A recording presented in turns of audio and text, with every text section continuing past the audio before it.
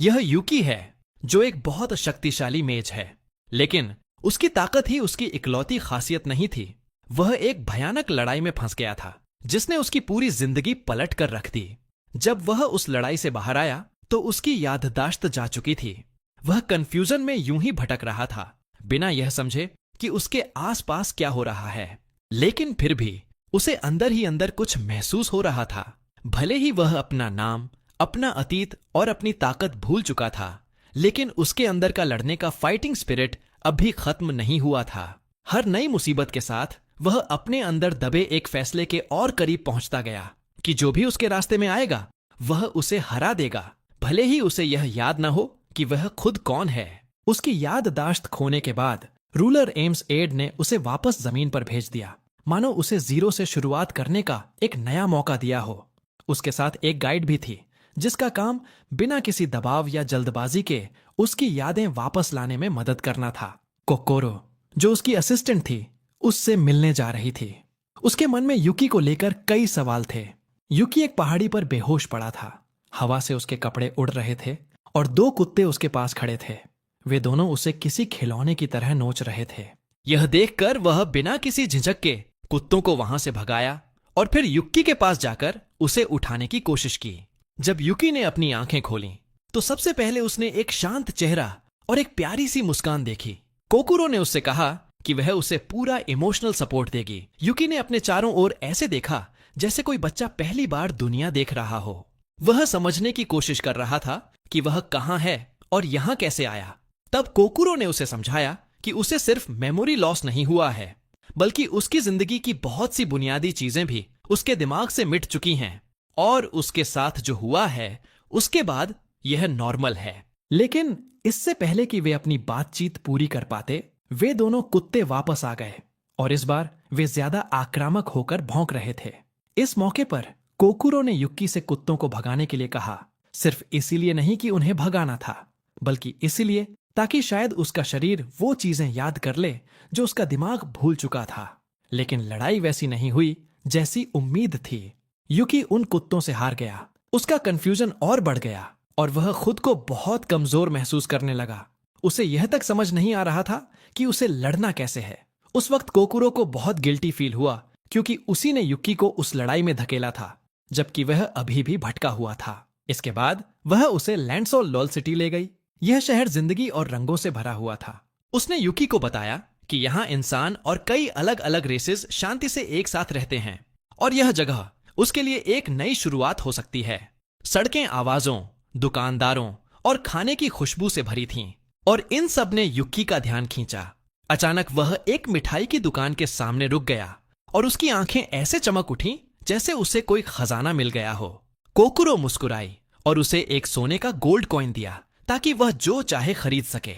लेकिन क्योंकि उसकी याददाश्त जा चुकी थी और वह उस सिक्के की वैल्यू नहीं समझता था, उसने सिक्के को दांत से काटा, जैसे कि वह उसे टेस्ट कर रहा हो। कोकुरो को यह अजीब लगा। फिर उसने उसे शांति से पैसों की वैल्यू और उसके इस्तेमाल के बारे में समझाया। यह समझने के बाद युकी ने उन दोनों के लिए मिठाइयां खरीदने का फैसला किया, मानो वह उस पल को कोकुरो के साथ शेयर करना चाहता हो, भले ही उसे अपने बारे में कुछ भी याद ना हो। इसके बाद वे एक कमरा लेने के लिए इन गए, लेकिन उनके पास पर्याप्त पैसे नहीं थे, इसलिए उन्हें कुछ और सोचना पड़ा। युकी ने सुझाव दिया कि वे खुले आसमान के नीचे कैंप लगाएं। तारों से भरे आसमान के नीचे वे बैठे और आराम करने की कोशिश की, लेकिन वहां भी वे दोनों कुत्ते वापस आ गए और युकी पर फिर से हमला कर दिया, जैसे वे उसके पीछे ही पड़ गए हों। अगली सुबह वे एडवेंचरर्स गिल्ड गए। यह एक बहुत बड़ी इमारत थी जो एडवेंचर का सपना देखने वाले लोगों से भरी हुई थी। क्रीम करिन ने एक प्रोफेशनल मुस्कान के साथ उनका स्वागत किया और उन्हें क्वेस्ट बोर्ड की तरफ ले गई, जहां कई सारे कागज लगे हुए थे जिनमें अलग अलग मिशन थे। कोकुरो को लुसोल में एक ड्रैगन को मारने का मिशन मिला और वह बहुत एक्साइटेड हो गई, लेकिन कैरन ने उन्हें बताया कि उनकी मौजूदा हालत में यह मिशन उनके लिए बहुत मुश्किल है। इसकी जगह उसने उन्हें एक अजीब रूइन से मशरूम इकट्ठा करने का मिशन दिया। उसी समय पेकोराइन नाम की एक लड़की झरने के नीचे नहा रही थी। धूप में पानी चमक रहा था। अचानक उसे दो लड़कों की मदद के लिए चिल्लाने की आवाज सुनाई दी। वह भागकर उनके पास गई तो पता चला कि उनमें से एक मरने का नाटक कर रहा था, जबकि दूसरे ने एक मॉन्स्टर की तरफ इशारा करके कहा कि उसने उन पर हमला किया है।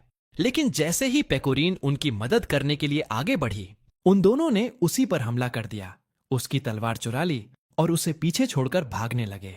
पेकोरीन बिना किसी झिझक के उनके पीछे भागी, जिससे वे डर गए। थोड़ी देर बाद कोकुरो और युकी उन खंडहरों में पहुंचे। वह जगह बहुत खामोश और डरावनी थी। वे पुराने पत्थरों और टूटी दीवारों के बीच मशरूम ढूंढने लगे। कुछ देर बाद उन्हें वहां पेकोरीन मिली। वह बहुत थकी हुई लग रही थी और उसके चेहरे पर साफ भूख दिखाई दे रही थी। बिना ज्यादा सोचे उन्होंने अपने इकट्ठे किए हुए कुछ मशरूम पेकोरीन के लिए भूनने का फैसला किया। आग धीरे धीरे जल रही थी। अचानक एक अनजान जादूगर ने कोई जादू किया, जिससे एक विशाल और खतरनाक मशरूम जिंदा हो गया। जैसे जैसे वह आग की तरफ बढ़ा, जमीन हिलने लगी। फिर उसने पेकोरीन पर जोरदार हमला करना शुरू कर दिया। पेकोरीन ने युकी और कोकुरो से पीछे हटने को कहा ताकि उन्हें चोट न लगे, लेकिन उन दोनों ने उसकी मदद करने की ठानी। पेकोरीन ने हालात को अच्छे से संभाल रखा था, लेकिन युकी और कोकुरो के वहां होने से उसकी मूवमेंट थोड़ी स्लो हो गई। जब वह विशाल मशरूम कोकुरो को मारने ही वाला था, तभी युकी की आंखों के सामने कुछ धुंधली यादें फ्लैश हुईं। वो यादें ताकत से भरी हुई थीं। अचानक युकी को अपने अंदर एक बहुत बड़ी एनर्जी महसूस हुई और उसने बिना सोचे उस हमले को बीच में ही रोक दिया। उसके शरीर से एक अजीब सी जादुई मैजिकल ऑरा निकलने लगी, जो बहुत तेज और चमकदार थी। इससे पेकोरीन की ताकत काफी बढ़ गई। इसके बाद पेकोरीन ने पूरे कॉन्फिडेंस और ताकत के साथ उस पूरी मशरूम आर्मी को अकेले ही खत्म कर दिया। लड़ाई खत्म होने के बाद जब वे मिशन पूरा करने के लिए बड़े मशरूम इकट्ठा कर रहे थे, पेकोरीन को एक छोटा सा मशरूम दिखा और उसने बिना सोचे समझे उसे निगल लिया। कुछ ही पलों में वह बेहोश होकर गिर पड़ी। उन तीनों को वहां चार्ली और उसका साथी भी मिले, जो मशरूम्स से घिरे हुए थे। लेकिन किस्मत से अचानक कौवों का एक झुंड वहां आ गया और उन्हें बचा लिया। गिल्ड लौटते समय युकी ने पेकोरीन को अपनी पीठ पर उठा लिया। उसने कोई शिकायत नहीं की और पूरे रास्ते शांत रहा। जब पेकोरीन को थोड़ा होश आया तो उसने अपनी देखभाल करने के लिए युकी को थैंक यू कहा और उसकी आवाज में सच्ची ग्रेटिट्यूड थी। अगले दिन कोकुरो ने युकी को आंगन में तलवारबाजी की प्रैक्टिस करते देखा। उसके मूवमेंट्स बहुत सिंपल थे, लेकिन उनमें पूरा डिटर्मिनेशन था। उसका यह बच्चों जैसा व्यवहार कोकुरो को बहुत प्यारा लग रहा था, जैसे वह किसी ऐसे इंसान को देख रही हो जो अपनी जिंदगी एकदम शुरू से जी रहा हो। नाश्ते के वक्त कोकुरो ने पेकोरीन की हालत को लेकर चिंता जताई, क्योंकि जब वह उनसे अलग हुई थी तो काफी परेशान लग रही थी। उसने यह भी कहा कि उन्हें पैसे कमाने के और तरीके ढूंढने होंगे ताकि वे बिना किसी टेंशन के अपने रास्ते पर आगे बढ़ सकें। पास ही एक अजीब सा मर्चेंट बैठा था। उसने उनकी बातें सुन लीं और उनके बीच आकर बोला कि अगर वे अपना खुद का एक गिल्ड बना लें तो गिल्ड एसोसिएशन उन्हें रहने के लिए एक घर दे सकता है। इस बात ने उनके सामने एक नए फ्यूचर का आइडिया खोल दिया, जिसे वे साथ मिलकर बना सकते थे। उसी समय पेकोरीन स्टेबल्स में जागी। थोड़ी ताकत वापस आने के बाद उसने अपनी चोरी हुई तलवार ढूंढने का फैसला किया, क्योंकि वह उसके बिना खुद की कल्पना भी नहीं कर सकती थी। उसे नहीं पता था कि चार्ली और एनो उसी शहर में थे और वे पैसे कमाने के लिए उस तलवार को जल्द से जल्द बेचने की प्लानिंग कर रहे थे। इस बीच शहर में कोकुरो और युकी काम की तलाश कर रहे थे। हर गली मौकों और आवाजों से भरी हुई थी। जब उन्होंने एक बड़े चौराहे के पास भीड़ देखी तो वे देखने गए कि वहां क्या हो रहा है। वहां उन्होंने पेकोरीन को एक ईटिंग कॉन्टेस्ट में हिस्सा लेते देखा। भीड़ उसे चीयर कर रही थी और हंस रही थी। वह जबरदस्त भूख के साथ खाना खा रही थी और आसानी से सबको हरा रही थी, मानो खाना भी उसके लिए एक और लड़ाई हो जिसे उसे जीतना ही है। लोगों को समझ आने लगा था कि इस शहर में उसकी मौजूदगी कोई आम बात नहीं है और उसके साथ आने वाले दिन और भी बड़े और अजीब एडवेंचर्स से भरे होंगे। तभी एनो और चार्ली वहां दिखाई दिए। पेकोरीन बिना कैश प्राइज लिए ही उनके पीछे दौड़ पड़ी। कोकुरो और युकी भी उसके पीछे भागे। अचानक उनका सामना एक जंगली वाइल्ड बोर जैसे दिखने वाले मॉन्स्टर से हुआ। पेकोरीन ने तुरंत उसका सामना करने का फैसला किया। उसे नहीं पता था कि वह मॉन्स्टर करेल केरोल नाम की एक जादूगरनी के कंट्रोल में था, जिसने उसे और ताकतवर बना दिया था। फिर भी पेकोरीन ने उसे हरा दिया और उसे खंडहरों में दे मारा। इसके बाद उन्हें वह सोहर और कैरल दोनों मलबे के बीच बेहोश मिले। उन्होंने उनके उठने का इंतजार किया। जब कैरल को होश आया तो कोकुरो ने अपना इंट्रोडक्शन दिया और बताया कि वे उसे मॉन्स्टर के पास बेहोश पड़े मिले थे। पेकोरीन को यह नहीं पता था कि कैरल ही वह जादूगरनी है जो उस जानवर को वहां लाई थी, इसलिए उसने प्यार से उसका स्वागत किया। लेकिन कैरल तब बहुत इरिटेट हो गई जब पेकोरीन ने लगभग एक गर्म चम्मच उसके मुंह में डाल दिया। कैरल लड़खड़ाते हुए खड़ी हुई। जब युकी ने उसकी मदद करने की कोशिश की तो उसने उसे दूर धक्का दे दिया और कहा कि उसने कभी उसकी मदद मांगी ही नहीं थी। फिर वह खुद से ही झल्लाते हुए वहां से जाने लगी, क्योंकि उसे जिस लड़की को मारने का ऑर्डर मिला था उसी ने उसकी देखभाल की थी। उसे यह भी समझ नहीं आ रहा था कि वह बार बार खुद को पेकोरीन क्यों बुला रही है, जबकि यह उसका असली नाम नहीं था। उसने मन ही मन कसम खाई कि मौका मिलते ही वह पेकोरीन को रास्ते से हटा देगी। एक पेड़ के पीछे छिपकर कैरल को याद आया कि पेकोरीन ने कहा था कि उसकी तलवार गायब है और वह उसके लिए बहुत कीमती है। उसी वक्त उसने पास ही एनो और चार्ली को देखा और पेकोरीन की तलवार उन्हीं के पास थी। तभी अचानक एक ड्रैगन वहां आया और उन दोनों को उठा ले गया। कैरल को पेकोरीन के करीब जाने का एकदम सही मौका मिल गया। वह पेकोरीन के पास वापस गई और पहले दिखाई गई दयालुता के बदले मदद ऑफर की। पेकोरीन ने बताया कि उसे एक बीमार आदमी को दवाई पहुंचानी है। कैरल ने पूछा कि वह कैसा दिखता है। पेकोरीन ने जवाब दिया कि उसके पास एक बड़ी सी तलवार है और फिर अचानक उसे याद आया कि उसे एक बहुत बड़े ड्रैगन ने किडनैप कर लिया है। तभी कोकुरो को क्वेस्ट बोर्ड पर लगा वह नोटिस याद आया जिसमें लिखा था कि एक ड्रैगन ट्रेजर्स की तरफ अट्रैक्ट होता है। कैरल समझ गई कि वह ड्रैगन उस तलवार की वजह से ही आया था। पेकोरीन को डर लगने लगा कि एनो और चार्ली के साथ कुछ बुरा न हो जाए, इसलिए उसने उन्हें बचाने का फैसला किया। कैरल उन्हें ड्रैगन की गुफा तक ले गई और बोली कि वह इससे आगे नहीं जाएगी।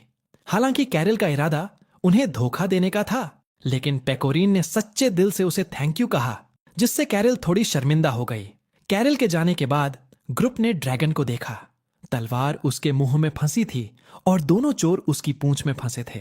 तभी युकी वहां आया और ड्रैगन के सामने अपना क्लोक लहराने लगा ताकि उसका ध्यान भटके, जबकि पेकोरीन ने चोरों को भरोसा दिलाया कि वह उन्हें बचा लेगी।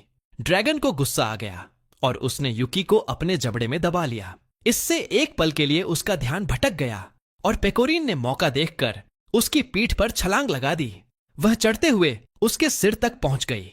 जैसे ही वह वहां पहुंची, कैरल वापस आ गई और अपने जादू से ड्रैगन को कंट्रोल करके उसे पेकोरीन को मारने का ऑर्डर दिया। ड्रैगन ने अपना सिर एक चट्टान पर दे मारा और उड़ने लगा, लेकिन पेकोरीन किसी तरह उस तलवार को पकड़े रही जो अभी भी उसके मुंह में फंसी थी। आखिरकार उसकी पकड़ छूट गई, लेकिन गिरने से ठीक पहले उसने एनो के घने बालों को पकड़ लिया। जब कैरल ने यह देखा तो उसने ड्रैगन से कंट्रोल हटा लिया ताकि वह जोर जोर से हिलने लगे और पेकोरीन गिरकर मर जाए। लेकिन युकी ने अपने लबादे से ड्रैगन की आंखें ढक दी। इससे पेकोरीन को हवा में ही अपनी पूरी ताकत इकट्ठा करने का मौका मिल गया। उसने अपनी पूरी ताकत से ड्रैगन के सिर पर वार किया, जिससे वह नीचे गिर गया और सीधा कैरल पर जाकर गिरा। जैसे ही कैरल का जादू कमजोर पड़ा, ड्रैगन ने चोरों को छोड़ दिया और कैरल पर हमला करने वाला ही था। लेकिन पेकोरीन अपनी तलवार लेकर उसे बचाने आ गई। जैसे ही तलवार उसके हाथ में वापस आई, उसके चारों ओर एक सेक्रेड सी ताकत आ गई और उसने एक ही वार में ड्रैगन को खत्म कर दिया। लड़ाई के बाद कोकुरो ने युकी के घावों का इलाज किया और उसे अगली बार इतना लापरवाह न होने को कहा। उसी समय पेकोरीन ने कैरल का हाथ पकड़ा और उसकी मदद के लिए थैंक यू कहा, बिना यह जाने कि कैरल शुरुआत से ही उसे जाल में फंसा रही थी। उस रात उन्होंने एनो और चार्ली को अलविदा कहा। इसके बाद पेकोरीन ने कैरल को लंच पर इनवाइट किया। कैरल ने कहा कि उसे भूख नहीं है, लेकिन उसके पेट की आवाज ने उसकी पोल खोल दी, इसलिए उसे हां कहनी पड़ी। पेकोरीन बहुत खुश थी क्योंकि लंबे समय तक अकेले सफर करने के बाद आखिरकार उसे दोस्त मिल गए थे। इसी बात ने कैरल को अपने प्लान को लेकर गिल्टी फील करवाया। पेकोरीन ने सुझाव दिया कि उन्हें अपना खुद का एक गिल्ड बनाना चाहिए ताकि वे साथ काम कर सकें और दुनिया का सबसे बेहतरीन खाना ढूंढ सकें। कोकुरो और युकी तुरंत मान गए, लेकिन जब उन्होंने कैरल से पूछा तो उसने कहा कि उसे उनकी मदद की कोई जरूरत नहीं है और वहां से जाने लगी। फिर भी वह पेकोरीन के बनाए हुए राइस बॉल्स चखने के लिए रुकी और जब उसने खाया तो वह हैरान रह गई कि यह सच में बहुत टेस्टी था। इसके बाद कैरल बस पेकोरीन की ताकत के बारे में ही सोचती रही, लेकिन उसे अब भी यकीन था कि वह कभी न कभी पेकोरीन की कमजोरी ढूंढ लेगी और उसे खत्म कर देगी। अगले दिन उसने उसकी कमजोरी जानने के लिए उस पर नजर रखी, लेकिन उसे सिर्फ यही पता चला कि वह लड़की राक्षसों जैसी भूख से खाती है और फिर भी उसका फिगर एकदम परफेक्ट रहता है। थोड़ी देर बाद कैरल एनो और चार्ली से मिली। उन्होंने उसे एक नए रेस्टोरेंट के बारे में बताया और उन्हें बचाने के लिए थैंक यू के तौर पर उसे वहां इनवाइट किया। उसी समय कोकुरो गिल्ड एसोसिएशन गई और कैरन को बताया कि वह एक नया गिल्ड रजिस्टर करना चाहती है। कैरन ने एक्साइटमेंट के साथ इसका स्वागत किया, लेकिन कोकुरो ने बताया कि वह अभी सिर्फ एप्लीकेशन फॉर्म ले जा रही है जब तक वह बाकियों को मना नहीं लेती। जब युक्की बाहर इंतजार कर रहा था, उसने देखा कि एक बीस्ट गर्ल अचानक उसके बगल में गिर गई। वह उसकी मदद करने के लिए भागा। वह लड़की बहुत तेज हाँफ रही थी और सांस नहीं ले पा रही थी। युकी को लगा कि वह भूखी है, इसलिए उसने उसे कुछ खाना दिया। उसी पल उस लड़की की आंखें एक अजीब लाल रंग से चमक उठीं। कोकुरो से मिलने के बाद युकी पेकोरिन को ढूंढने गया और उसने देखा कि कैरल एक रेस्टोरेंट की खिड़की से उस पर छिपकर नजर रख रही है। वह और कोकुरो चुपचाप उसके पास गए और उसे हेलो कहा, जिससे कैरल हड़बड़ा गई। जब उन्होंने पूछा कि वह क्या कर रही है, तो उसने झूठ कहा कि उसे भूख लगी थी और वह जल्दी से कुछ खाने आई है। कोकुरो ने बताया कि पेकोरिन अंदर ही है और उसे उनके साथ डिनर करने के लिए इनवाइट किया। कैरल बेमन से मान गई। जब वे अंदर गए तो उन्होंने पेकोरिन, एनो और चार्ली को पागलों की तरह खाते हुए पाया। जब वे वहां बैठे थे, पेकोरिन ने देखा कि कैरल थोड़ी चिढ़ी हुई लग रही है। उसने अपने हाथ से उसे खाना खिलाने की कोशिश की, लेकिन कैरल को गुस्सा आ गया। उसे समझ नहीं आ रहा था कि पेकोरिन उसे एक दोस्त की तरह क्यों ट्रीट कर रही है, जबकि वह तो उसे मारने के इरादे से आई थी। जब पेकोरिन ने उसे मेन्यू दिया तो कैरल ने मछली और आलू ऑर्डर किए, लेकिन रेस्टोरेंट में वो इंग्रेडिएंट्स खत्म हो चुके थे। कैरल की चिढ़ बढ़ने लगी और उसने पेकोरिन के गाल खींच लिए क्योंकि वह बहुत ज्यादा खा रही थी। तभी पेकोरिन ने बताया कि यहाँ इंसेक्ट से बनी डिशेस का एक सीक्रेट मेन्यू भी है। उन डिशेस को देखकर कैरल को घिन आ गई। हालत तब और खराब हो गई जब उसने देखा कि कोकुरो ने न सिर्फ अपना हिस्सा खत्म कर लिया था, बल्कि वह उसके टेस्ट की तारीफ भी कर रही थी। गुस्से के बीच पेकोरिन ने कीड़ों वाला कुछ खाना कैरल के मुंह में डाल दिया। हैरानी की बात यह थी कि कैरल को उसका स्वाद सच में अच्छा लगा। इसके बाद पेकोरिन ने माफी मांगी कि उसने जरूरत से ज्यादा खा लिया। उसने कहा कि वह भावनाओं में बह गई थी क्योंकि अब उसके दोस्त हैं, और उसने वादा किया कि वह आगे से कंट्रोल करेगी। लेकिन कैरल रूखी ही रही और जिद पर अड़ी रही कि वह जानबूझकर उनके साथ नहीं आई थी और यह आखिरी बार है जब वे साथ खा रहे हैं। फिर भी पेकोरिन उसे एक सच्ची दोस्त की तरह ही ट्रीट करती रही। उसी वक्त कोकुरो ने गिल्ड रजिस्ट्रेशन फॉर्म उनकी तरफ बढ़ाया और पूछा कि क्या वे दोनों उसके और युकी के गिल्ड में शामिल होना चाहती हैं। पेकोरिन ने तुरंत कोकुरो को गले लगा लिया और हाँ कर दी, जबकि कैरल ने कहा कि वह पहले ही मना कर चुकी है। उसने फिर से मना किया और वहां से चली गई। बाहर जाकर भी वह इस बात से चिढ़ी हुई थी कि उसने उस लड़की के साथ खाना खा लिया जिसे उसे मारना था। अपने मुंह से कीड़ों का स्वाद हटाने के लिए उसने पास के एक पेड़ से कुछ फल तोड़े। तभी रसीले फल लिए एक ब्लॉन्ड लड़की उसके पास आई और रहस्यमयी अंदाज में बोली कि शांति का समय बहुत बोरिंग होता है और काश रूलर्स कुछ रोमांचक तमाशे करते। फिर उसने कैरल से पूछा कि क्या उसे भी ऐसा लगता है, लेकिन कैरल ने जवाब दिया कि उन दोनों के बीच कुछ भी कॉमन नहीं है और वहां से जल्दी से निकल गई। उस रात जब युकी सो रहा था, कोकुरो ने गिल्ड फॉर्म पर अपना नाम लिखा और दुआ की कि कैरल भी उनके साथ जुड़ जाए। अगले दिन पेकोरिन ने बताया कि उसे एक रेस्टोरेंट में काम मिल गया है और उसने तुरंत हाँ कर दी क्योंकि उसके पैसे खत्म हो गए थे। कोकुरो समझ गई कि इसका मतलब है पेकोरिन गिल्ड में शामिल नहीं हो पाएगी, इसलिए उसने एप्लीकेशन फॉर्म अपनी पीठ के पीछे छिपा लिया। फिर वे उसे काम करते देखने के लिए उस रेस्टोरेंट में गए। वहां कोकुरो का मूड ठीक करने के लिए युकी ने उसे अपने हाथ से खाना खिलाया। उसी वक्त 3 छोटी मिसोगी, मिमी और क्यूका अंदर आईं। वे काफी नाखुश लग रही थीं।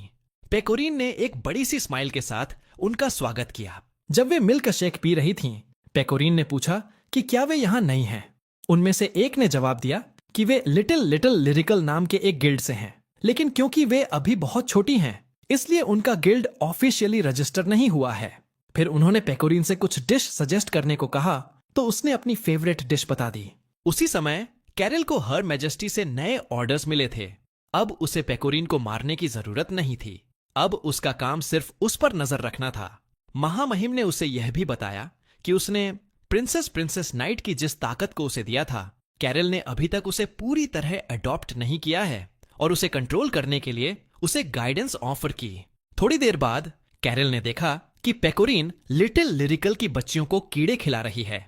उसने तुरंत उसके हाथ से प्लेट छीन ली और पूछा कि वह क्या करने की सोच रही है। पेकोरीन ने बताया कि वह वहां वेट्रेस का काम नहीं कर रही है। इससे पहले कि कैरल समझ पाती कि क्या हो रहा है, कोकुरो गिल्ड रजिस्ट्रेशन फॉर्म लेकर वहां आ गई और पेकोरीन को उनके साथ जुड़ने को कहा। कैरल ने ना कहा, लेकिन अचानक उसे याद आया कि सच तो यह है कि उसने शुरुआत से ही गिल्ड में शामिल होने का इरादा किया था ताकि वह उन पर जासूसी कर सके। लेकिन इससे पहले कि वह कुछ कह पाती, एक गुंडा रेस्टोरेंट में घुस आया और अकारी से झगड़ा करने लगा। फिर उसने पूरी एक टेबल पर कब्जा कर लिया और जोर जोर से खाना मांगने लगा। जब रेस्टोरेंट का मालिक उसके पास गया तो उसने एक झटके में उसका हाथ तोड़ दिया। लेकिन उससे लड़ने की बजाय पेकोरीन ने एक वेट्रेस के रूप में अपने काम पर फोकस किया और शांति से उसका ऑर्डर लिया। फिर वह किचन में गई और कमाल की स्किल के साथ अकेले ही खाना बनाने लगी। इसके बाद उसने वह डिश उसे सर्व की। उस आदमी को खाना चखने से पहले ही लग रहा था कि वह उसे बेइज्जत करके इस रेस्टोरेंट को बंद करवा देगा ताकि उसके कंपेटिटर को फायदा हो। लेकिन जैसे ही वह खाना ट्राई करने वाला था, पेकोरीन ने उसे रुकने को कहा, डिश पर थोड़ा नींबू निचोड़ा और खाना एक अजीब तरीके से चमकने लगा। जब उसने उसे चखा तो वह पूरी तरह से हिल गया। वह कहना चाहता था कि खाना बकवास है, लेकिन खुद से लड़ने के बाद उसने मान लिया कि यह उसकी जिंदगी का सबसे बेहतरीन खाना था। हालांकि एक पल बाद वह फिर से अपनी जिद पर आ गया, प्लेट तोड़ दी और बोला कि स्वाद बहुत बुरा था। उस पॉइंट पर पेकोरीन ने अपनी दयालुता किनारे रखी और उसे रेस्टोरेंट से बाहर फेंक दिया। मन ही मन वह सोचने लगी कि शायद अपने इन एडवेंचर्स की वजह से वह थोड़ी मैच्योर हो गई है। इसके बाद कैरल ने गिल्ड रजिस्ट्रेशन फॉर्म लिया और उस पर साइन कर दिए। इससे उन चारों को क्रीम से अप्रूवल स्टैंप मिल गया। जब वे अपने नए गिल्ड हाउस की तरफ जा रहे थे, पेकोरीन ने कहा कि उनका गोल दुनिया का सबसे बेहतरीन खाना ढूंढना और साथ मिलकर उसे एंजॉय करना है और आज से उन्हें गॉर्मेट गुरमे गिल्ड के नाम से जाना जाएगा। जब वे गिल्ड हाउस पहुंचे तो पेकोरीन अपना नया एडवेंचर शुरू करने के लिए बहुत एक्साइटेड थी, लेकिन सबसे पहले उन्हें उस जगह को रहने लायक बनाना था। उन्होंने पूछा कि यह घर इतना पुराना और खस्ताहाल क्यों लग रहा है, तो कैरल ने बताया कि साफ सुथरे घर खत्म हो चुके थे। पेकोरीन ने पूछा कि क्या इस घर में पहले कभी कुछ अजीब हुआ है।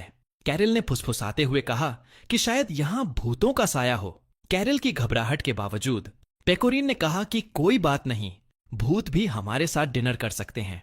वैसे भी यह घर जंगल में रहने से तो बेहतर ही था। कोकुरो ने सजेस्ट किया कि वे इसे साफ और ऑर्गेनाइज करें।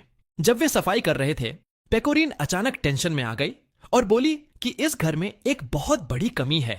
सब इकट्ठा हुए और पूछा कि उसका क्या मतलब है। उसने जवाब दिया कि इस घर में डाइनिंग टेबल नहीं है।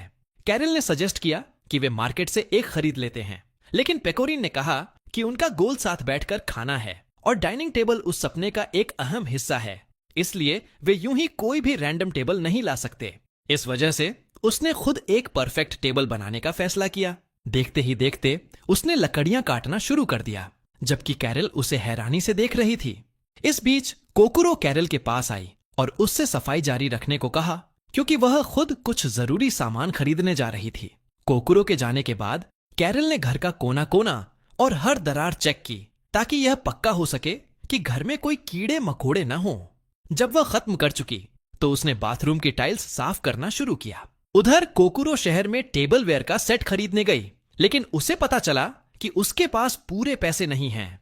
उसी वक्त शायो नाम की एक लड़की ने उसे बताया कि मार्केट के दाम हमेशा ज्यादा होते हैं और बार्गेनिंग किया जा सकता है। इससे पहले कि वे अपनी बात पूरी कर पाती, आओई ने देखा कि उसका एक आदमी घोड़े के कंट्रोल में आ गया था। वह तुरंत बीच में आई और हालात को संभाला। इसके बाद उस लड़की ने अपना इंट्रोडक्शन सुजुना सोरेन के तौर पर दिया और कोकुरो ने बताया कि वह एक मेड का काम करती है। आओई ने सुजुना से कहा कि कोकुरो कुछ सामान खरीदने आई थी और उसे वापस घर ले जाने में मदद चाहिए। सुजुना ने वह सामान अपनी कैरेज में ले जाने का ऑफर दिया। जब वे घर की तरफ जा रही थीं, दोनों को लगा कि उनमें कुछ कॉमन है, कि वे दोनों किसी और की सेवा करती हैं। कोकुरो ने कहा कि वह लकी है क्योंकि उसका मास्टर बहुत दयालु है। सुजुना ने बात आगे बढ़ाई और कहा कि वह कुछ समय से शियोरी के साथ है। शियोरी कभी पैलेस नाइट्स की वाइस कमांडर हुआ करती थी, लेकिन अनाथ बच्चों की मदद करने के लिए उसने वह टाइटल छोड़ दिया था। सुजुना उसकी दयालुता से बहुत इम्प्रेस हुई थी और इसी वजह से उसने शियोरी के साथ रहने और हर तरह से उसकी मदद करने का फैसला किया था। कोकुरो ने जब ये बातें सुनी तो उसे तसल्ली हुई और उसने विश किया कि एक दिन वह भी युक्की के साथ ऐसा ही रिश्ता बना सके। जब वे बातें कर रही थीं, अचानक उन्हें एहसास हुआ कि वे जंगल में रास्ता भटक गई हैं और उनमें घबराहट होने लगी। कोकुरो ने शांति से कहा कि आसपास मॉन्स्टर्स हो सकते हैं, लेकिन सुजुना घबरा गई और उसने अपने गद्दे को पूरी स्पीड से आगे भगाया। आखिर में वह ठोकर खाकर मुंह के बल गिर पड़ी, जिससे कोकुरो को उसके पीछे भागना पड़ा। लेकिन गधा गाड़ी और उसमें रखे सारे सामान के साथ भाग गया। अब उनके पास पैसे नहीं थे, वे खो चुकी थीं और मॉन्स्टर्स के हमले का खतरा था। अचानक उन्हें पेड़ों के बीच छिपा हुआ एक जानवर दिखा। कोकुरो ने सजेस्ट किया कि वे उसे पकड़ लें और उससे गाड़ी खिंचवाएं, लेकिन जैसे ही उसने रस्सी फेंकी, वह जानवर इंसानों की भाषा में बोलने लगा और दया की भीख मांगने लगा।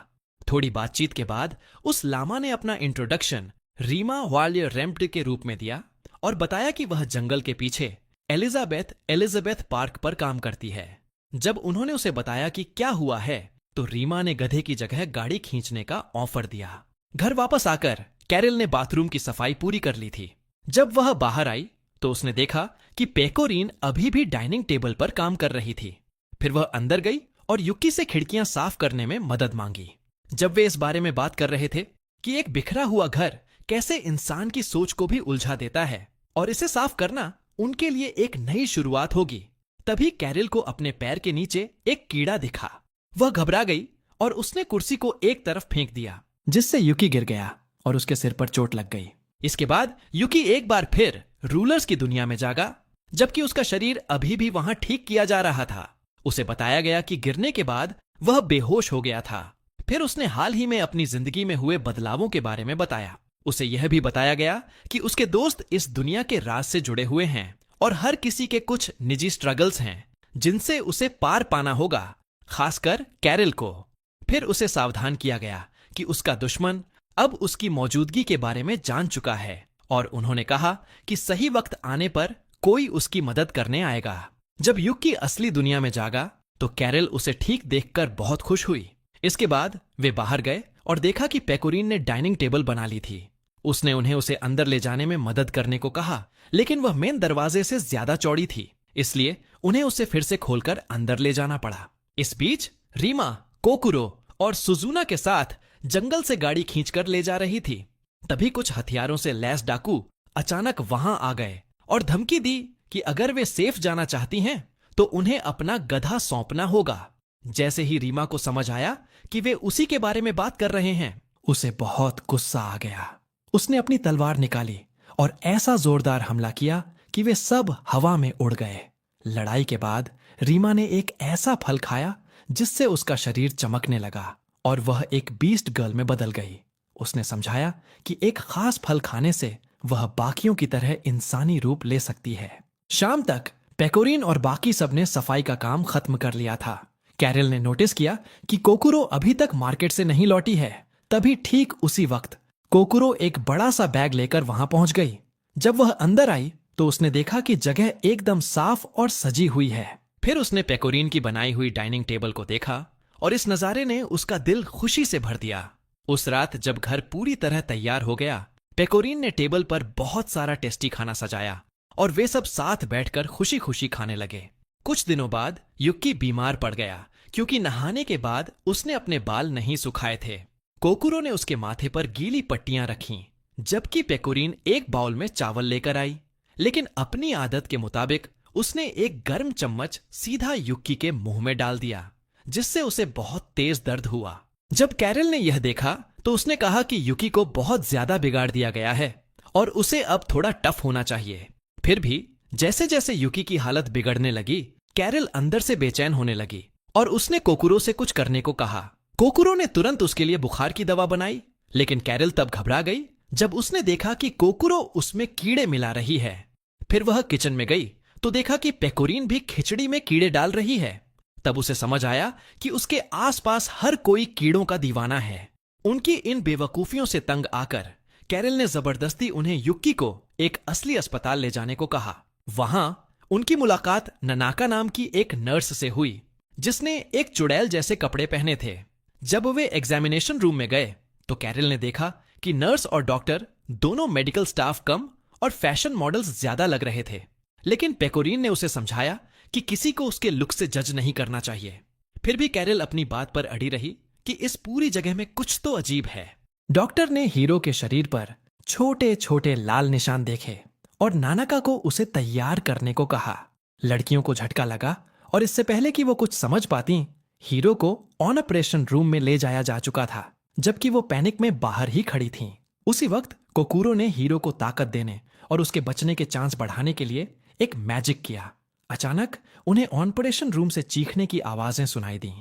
थोड़ी देर बाद उनकी मुलाकात एक दुबले पतले और खौफजदा आदमी से हुई, जो पूरी तरह डरा हुआ लग रहा था। उन्हें जल्दी ही समझ आ गया कि वो वही डिस्कॉर्ड का सुपरवाइजर था, वो आदमी जो पहले थोड़ा मोटा हुआ करता था और कुछ समय पहले रेस्टोरेंट में शिकायत करने आया था। इसलिए पेकरिन ने उससे पूछा कि वो इतना दुबला कैसे हो गया, लेकिन जवाब देने के बजाय उसने उनसे कहा कि उन्हें तुरंत वहां से भाग जाना चाहिए, क्योंकि वो कोई अस्पताल नहीं बल्कि एक जेल थी। फिर वो वहां से भाग गया और लड़कियां ये सोचने लगीं कि हीरो को कैसे बचाया जाए। लेकिन अचानक उन्हें फिर से उसकी चीखें सुनाई दीं। थोड़ी देर बाद उन्होंने एरो नाम की एक डीमन लड़की को उसे वापस जेल में घसीटते हुए देखा, जो कह रही थी कि उसके पास उसे पालने या तमीज सिखाने का समय नहीं है, क्योंकि उसे अपना सोलमेट ढूंढना है। साफ घबराहट के साथ लड़कियों ने नानाका से पूछा कि क्या हीरो ठीक है, लेकिन उसने उन्हें वहां से चले जाने को कहा। उसके बाद वो रेस्टोरेंट लौट आईं और कोकुरो का दिल बहलाने के लिए उसे अच्छा खाना खिलाने ले गईं। उसी समय एरुकू अस्पताल से निकली और अपने सोलमेट की तलाश में शहर चली गई। उसे याद आया कि जब वो एक बार सड़क पर भूखी थी और हीरो ने कैसे उसे प्यार से एक राइस बॉल दी थी, और वो खुद को ये यकीन दिलाने लगी कि वो वही इंसान है जिसे वो ढूंढ रही थी। अचानक उसने एक भविष्य बताने वाले का टेंट देखा और उसके अंदर जाने का फैसला किया। वहां उसे पता चला कि वो जल्द ही अपने सोलमेट से मिलेगी, जिससे उसकी दिलचस्पी और भी बढ़ गई। फिर वो उसे ढूंढने के लिए एक शानदार मिशन पर पूरे शहर में घूमी, लेकिन उसे सिर्फ पियक्कड़ आदमी ही मिले। उसने उन सबको पीटा, उनका खजाना चुरा लिया। घंटों की तलाश के बाद वो उदास होकर अस्पताल लौट आई और बिना किसी खास वजह के हीरो के कमरे की तरफ जाने का फैसला किया। जब हीरो जागा तो उसने एरुकू का चेहरा अपने एकदम करीब देखा और उसकी लाल चमकती आंखों को देखकर वो जोर जोर से हाँफने लगा। अगले दिन गुरमेट गिल्ड की लड़कियां अपने घर में उठीं और नाश्ते के बाद उन्होंने हीरो को जाकर देखने का फैसला किया। पेकरीन को लगा कि वो पक्का उसके बनाए टेस्टी खाने को मिस कर रहा होगा। उसे ये बिल्कुल अंदाजा नहीं था कि असल में एरुकू के पागलपन की वजह से वो मेंटल ट्रॉमा से गुजर रहा था। जल्द ही लड़कियां अस्पताल पहुंचीं और देखा कि बाहर काफी भीड़ जमा थी। उन्होंने डॉक्टर से पूछा कि वो लोग वहां क्यों हैं, तो औरतों ने बताया कि पिछले दिन एक नर्स ने उन्हें पीटा था और उनका खजाना चुरा लिया था। उसी पल एरुकू ने खिड़की से अपनी कुल्हाड़ी फेंकी, जो लड़कियों के पैरों के पास जाकर गिरी, और उन्हें शांत रहने का हुक्म दिया, क्योंकि उसका सोलमेट आराम करने की कोशिश कर रहा था। जब उन्होंने वहां से जाने से मना कर दिया तो एरो ने उन पर एक शानदार अटैक किया और उसी पल उन्होंने उसे कुख्यात डिस्ट्रॉयर के रूप में पहचान लिया। ननाका ने भी अटैक किया, जिससे उसकी पहचान कलेक्टर के रूप में सामने आई।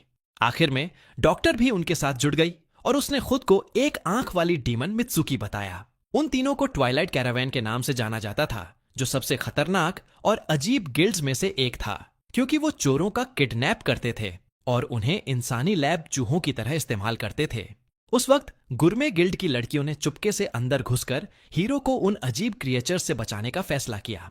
वो किसी की नजर में आए बिना उसके कमरे तक पहुंचने में कामयाब हो गईं, लेकिन अचानक रुक गईं जब उन्होंने देखा कि एरुकू उसकी देखभाल कर रही थी।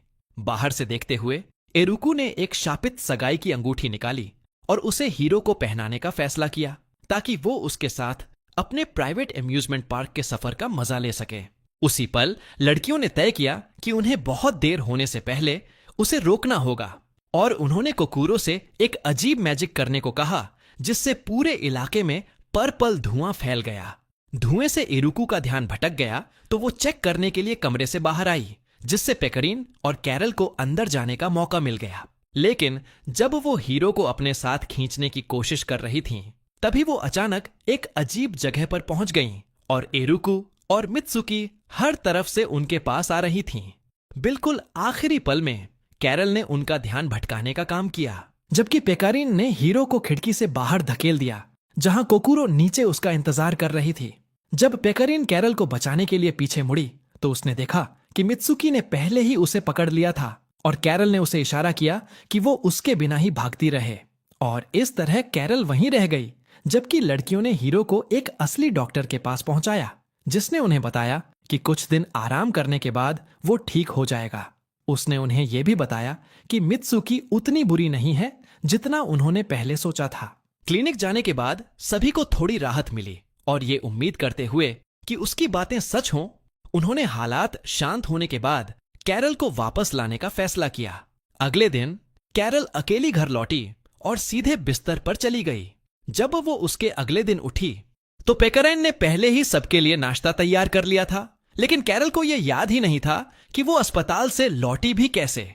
जब वो खाना खा रहे थे तो पेकराइन ने कहा कि उन्हें कैरल की वापसी का जश्न मनाना चाहिए और उसने पहले ही उन्हें खाने से जुड़े एक क्वेस्ट के लिए रजिस्टर कर दिया है। इस क्वेस्ट में रोज की सैलरी और मसालों के एक पूरे सेट के बदले मसाले इकट्ठे करने थे। कैरल ने तुरंत ऐलान कर दिया कि वो कोई फिजिकल मेहनत नहीं कर सकती और वो इस मिशन से बाहर रहेगी। लेकिन पेकरीन रोने लगी क्योंकि वो उनके पहले एक साथ किए जाने वाले क्वेस्ट के लिए बहुत एक्साइटेड थी। जब कैरोल ने सबका रिएक्शन देखा तो वो आखिर में दबाव के आगे झुक गई और बेमन से उनके साथ जाने के लिए तैयार हो गई। जल्द ही सबने अपनी तैयारी की और निकल पड़े, जिसमें पेकरीन सबसे ज्यादा खुश थी। लगभग 12 अलग अलग तरह की जगहों से गुजरने के बाद उन्होंने कैंप लगाने का फैसला किया और कैरल को जबरदस्ती मछली पकड़ने जाना पड़ा। हालांकि वो कुछ भी नहीं पकड़ पाई, फिर भी वो कोशिश करती रही क्योंकि उसे पता था कि अगर वो हार मान लेगी तो वो लोग उसे कीड़े खिलाएंगे। उस रात उसने आखिरकार हार मान ली तो कोकूरो ने कहा कि वो सब्जियों और मेंढकों का सूप बना सकते हैं। उसी पल हीरो दर्जनों मेंढक लेकर आ गया और कैरल घबरा गई और चिल्लाने लगी कि आज से वो वेजिटेरियन बन जाएगी। किस्मत से पेकरिन बहुत ही अच्छी तरह से पका हुआ पक्षी का मीट लेकर लौटी और उन्हें एक ऐसा डिनर दिया जिसके वो सच में हकदार थे। खाना खाते वक्त उन्होंने देखा कि कोकूरो के हाथ में एक अजीब सा फल था और पेकरिन ने बताया कि वो उन पक्षियों के बीच ही था जिन्हें वो थोड़ी देर पहले लाई थी। इसलिए सबने उसे बहुत ज्यादा खाना शुरू कर दिया। उन्हें नहीं पता था कि उससे उन्हें नशा हो जाएगा। कैरल सबसे पहले उसके असर में आई और कुछ ही देर बाद कोकूरो को छोड़कर बाकी सभी लोग अजीब बर्ताव करने लगे। जब सब सो गए तो कोकूरो जागती रही और उन पर नजर रखी और वो बहुत खुश थी कि उसे इतने अच्छे लोग मिले थे। अगले दिन कैरल उठी तो उसे चक्कर आ रहे थे, इसलिए कोकूरो ने उसे मुंह धोने के लिए एक गीला तौलिया दिया। अचानक उन्होंने देखा कि एक मॉन्स्टर हीरो को उठाकर ले जा रहा था और सब कुछ पल भर में पैनिक में बदल गया। जैसे ही वो मॉन्स्टर जंगल से भागा, उसे एक तीर लगा और वो गिर पड़ा, जिससे हीरो एक पेड़ से जा टकराया। जब उसे होश आया तो उसने एक छोटे से पेड़ के ठूंठ को उससे बात करते देखा, जो उसके हिसाब से बहुत ही अजीब बात थी।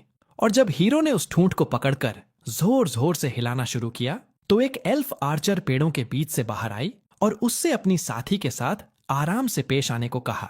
फिर उसने अपना नाम एओई बताया और समझाया कि उसने उस ठूंठ को अपना दोस्त बनाया है क्योंकि उसका कोई असली दोस्त नहीं था। एओई के पास पौधों और जानवरों से बात करने की एबिलिटी थी, लेकिन उसे अभी भी लोगों के साथ बात करना नहीं आता था। और जब वो अपने अकेलेपन के बारे में बात कर रही थी तो हीरो दोस्त शब्द का मतलब सोचने लगा, जिससे उसने ये मान लिया कि वो भी एक दोस्त ही ढूंढ रहा था। अचानक पेकारेन और बाकी लोग उसे ढूंढते हुए वहां आ गए और हीरो ने उन्हें बताया कि एओई ही वो थी जिसने उसकी जान बचाई थी। जब वो साथ चलने लगे तो उन्होंने देखा कि एओई उनसे थोड़ी दूरी बनाकर पीछे चल रही थी, क्योंकि वो एक दोस्त के रूप में उनके बीच दखल नहीं देना चाहती थी। लेकिन कैरल ने उसे याद दिलाया कि उसे ही उन्हें इस जगह से बाहर निकालने का रास्ता दिखाना था और इसलिए उसे उनके आगे चलना चाहिए। जब वो बात कर रहे थे तो कोकूरो को गांव दिखाई दिया और वहां मिसाटो नाम की एक औरत ने उनका स्वागत किया, जिसने उनसे उनके गिल्ड का नाम पूछा। कोकूरो ये बताने में झिझक रही थी, लेकिन पेकरिन ने तुरंत आगे आकर उन्हें गुरमे गिल्ड के नाम से इंट्रोड्यूस कर दिया। मिसाटो ने फिर बताया कि वहां एक और गिल्ड भी था जिसे अजाबेट कहा जाता था, जो वही गिल्ड था जिससे रीमा जुड़ी हुई थी। उसी समय रीमा और उसके साथी गांव की तरफ जा रहे थे और उन्होंने थोड़ा आराम करने का फैसला किया, क्योंकि उनमें से एक, शियोरी, की तबीयत ठीक नहीं थी। अचानक उनके सामने उन्हीं की धुंधली काली परछाइयां आ गईं और उन परछाइयों ने तुरंत उन पर अटैक करना शुरू कर दिया। ग्रुप ने खुद को बचाने की कोशिश की, लेकिन लड़ाई के बीच में उन पर एक बहुत ही पावरफुल अटैक हुआ और वो जमीन पर गिर पड़े। और जब धूल छंटी तो एक ताकतवर ब्लॉन्ड औरत वहां आई और उसने खुद को क्रिस्टीना बताया। फिर उनसे कहा कि वो खड़े हों और उसे एक असली फाइट दें। हम वापस गांव की तरफ आते हैं, जहां गुरमेट गिल्ड ने देखा कि एक पिंक बालों वाली लड़की हवा में उड़ती हुई आ रही थी और सीधा बेल टावर से जा टकराई। फिर भी वो अपनी गहरी नींद से नहीं उठी जब तक कि कोकूरो ने उसे नहीं जगाया। वो झटके से उठी और उसने अपना नाम हत्सुने बताया और कहा कि वो एक आम लड़की है जिसे बस सोना बहुत पसंद है। फिर उसने बताया कि वो भी हार्वेस्ट मिशन के लिए आई है और वो एलिजाबेथ पार्क में अपनी बहन शियोरी से मिलने के लिए बहुत एक्साइटेड है। उसने आगे कहा कि शियोरी कुछ समय से बीमार थी और उसे किताबें पढ़ना पसंद था, इसलिए वो उसके लिए तोहफे के तौर पर एक नई किताब लाई थी। बिना जाने ही वो अपने गिल्ड से अलग हो गई थी। फिर अचानक उसकी तबीयत बिगड़ने लगी और उसकी एक शैडो वहां आई और उसे उठाकर ले गई। उस पल शियोरी को वो दिन याद आए जब वो और हात्सुने साथ मिलकर उसी किताब को पढ़ा करती थी जो उसके लिए लाई गई थी। हात्सुने ने देखा था कि जब से वो उस खेत में आए थे तब से शियोरी की तबीयत में सुधार हो रहा था और उसने उससे वादा किया था कि वो उसे कभी छोड़कर नहीं जाएगी, भले ही वो फिर से बीमार पड़ जाए। उसी पल शियोरी का बुखार तेज हो गया तो हात्सुने ने उसे बड़े प्यार से बिस्तर में ढक दिया, जिससे शियोरी को लगा कि वो उस पर एक बोझ बन गई है। लेकिन असल में शियोरी खुद को अंतरिक्ष में तैरता हुआ पा रही थी और वो एक काले ओंड्रा में निगलने ही वाली थी।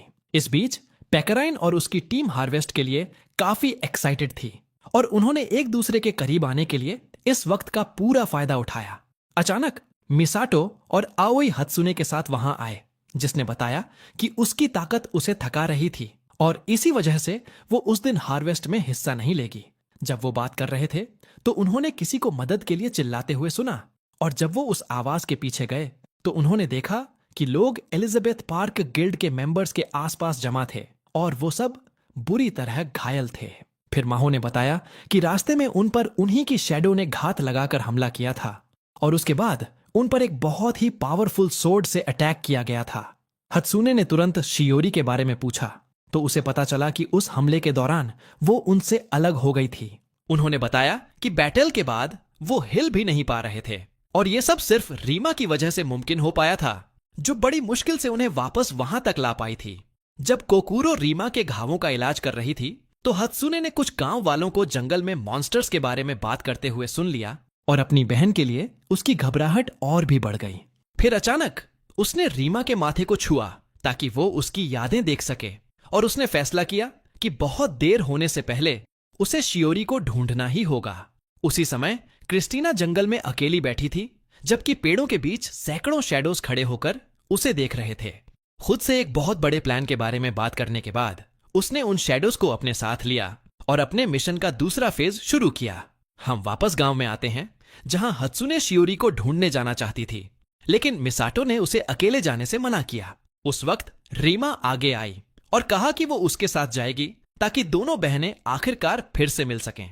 जब हीरो ने यह देखा तो उसने भी साथ जाने का फैसला किया और एओई और कोकूरो को भी सर्च पार्टी में शामिल होने के लिए मनाया। और जब पेकरीन ने कैरल से पूछा कि क्या वो उनके साथ जाएगी तो उसने देखा कि कैरल पहले ही गायब हो चुकी थी और उस जगह से जा चुकी थी।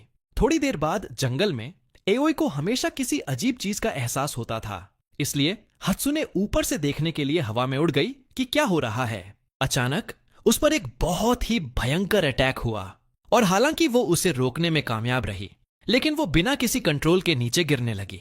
जब वो जमीन पर गिरी तो उसने वहां एक तीर पड़ा हुआ देखा और जब उसने पीछे मुड़कर देखा तो उसने पाया कि शियोरी एक बहुत ही डरावने चेहरे के साथ उसकी तरफ बढ़ रही थी।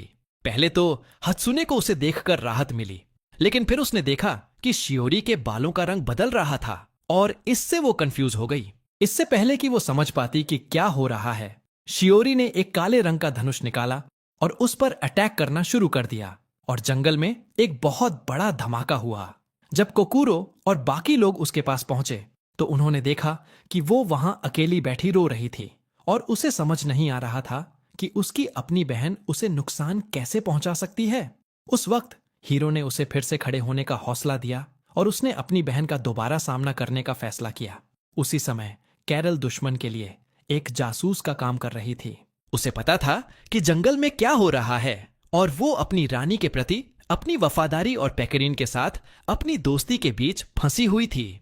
उसका मिशन सिर्फ पेकरीन पर नजर रखने तक ही सीमित होना चाहिए था, लेकिन अब जब शैडोज भी इसमें शामिल हो गए थे तो उसे समझ आ गया कि पूरा गांव ही बर्बाद हो जाएगा।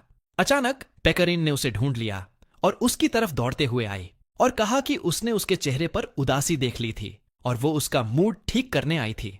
कैरल को शर्मिंदगी महसूस हुई और वो उस पर चिल्लाने लगी, लेकिन पेकरीन बस इस बात से खुश थी कि कैरल अपने पुराने अंदाज में वापस आ गई थी। उसके बाद पेकरीन ने उससे शियोरी को ढूंढने में उनके साथ चलने को कहा, लेकिन उनकी बातों के बीच गांव वालों की चीखें सुनाई देने लगीं। पता चला कि शैडोज गांव में घुस आए थे और उसे पूरी तरह निगलने ही वाले थे। किस्मत से पेकरीन उनका सामना करने के लिए वहीं मौजूद थी, लेकिन सबसे खतरनाक दुश्मन शियोरी थी, जो अब अपने दिमाग और अपने काले धनुष दोनों के साथ कंट्रोल में आ चुकी थी। जब पेकरीन शैडो से घिरी हुई थी तो बाकी लोगों ने वापस जाकर उसकी मदद करने का फैसला किया, लेकिन क्रिस्टीना के अचानक वहां आ जाने से वो रुक गए। रीमा ने तुरंत उन्हें सावधान करते हुए कहा कि ये वही औरत है जिसने पहले उसकी टीम पर अटैक किया था।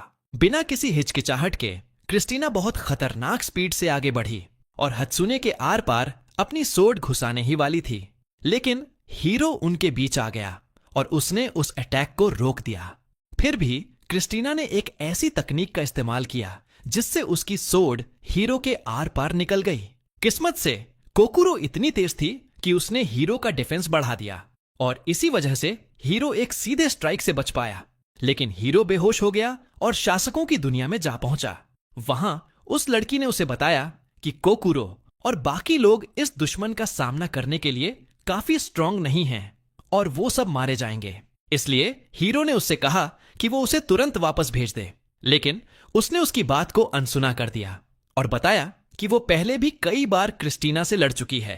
उसने आगे कहा कि वो अभी इंसानी दुनिया में दखल देने के लिए तैयार नहीं थी और इसलिए उसके दोस्तों को बचाने की पूरी जिम्मेदारी सिर्फ उसी पर थी।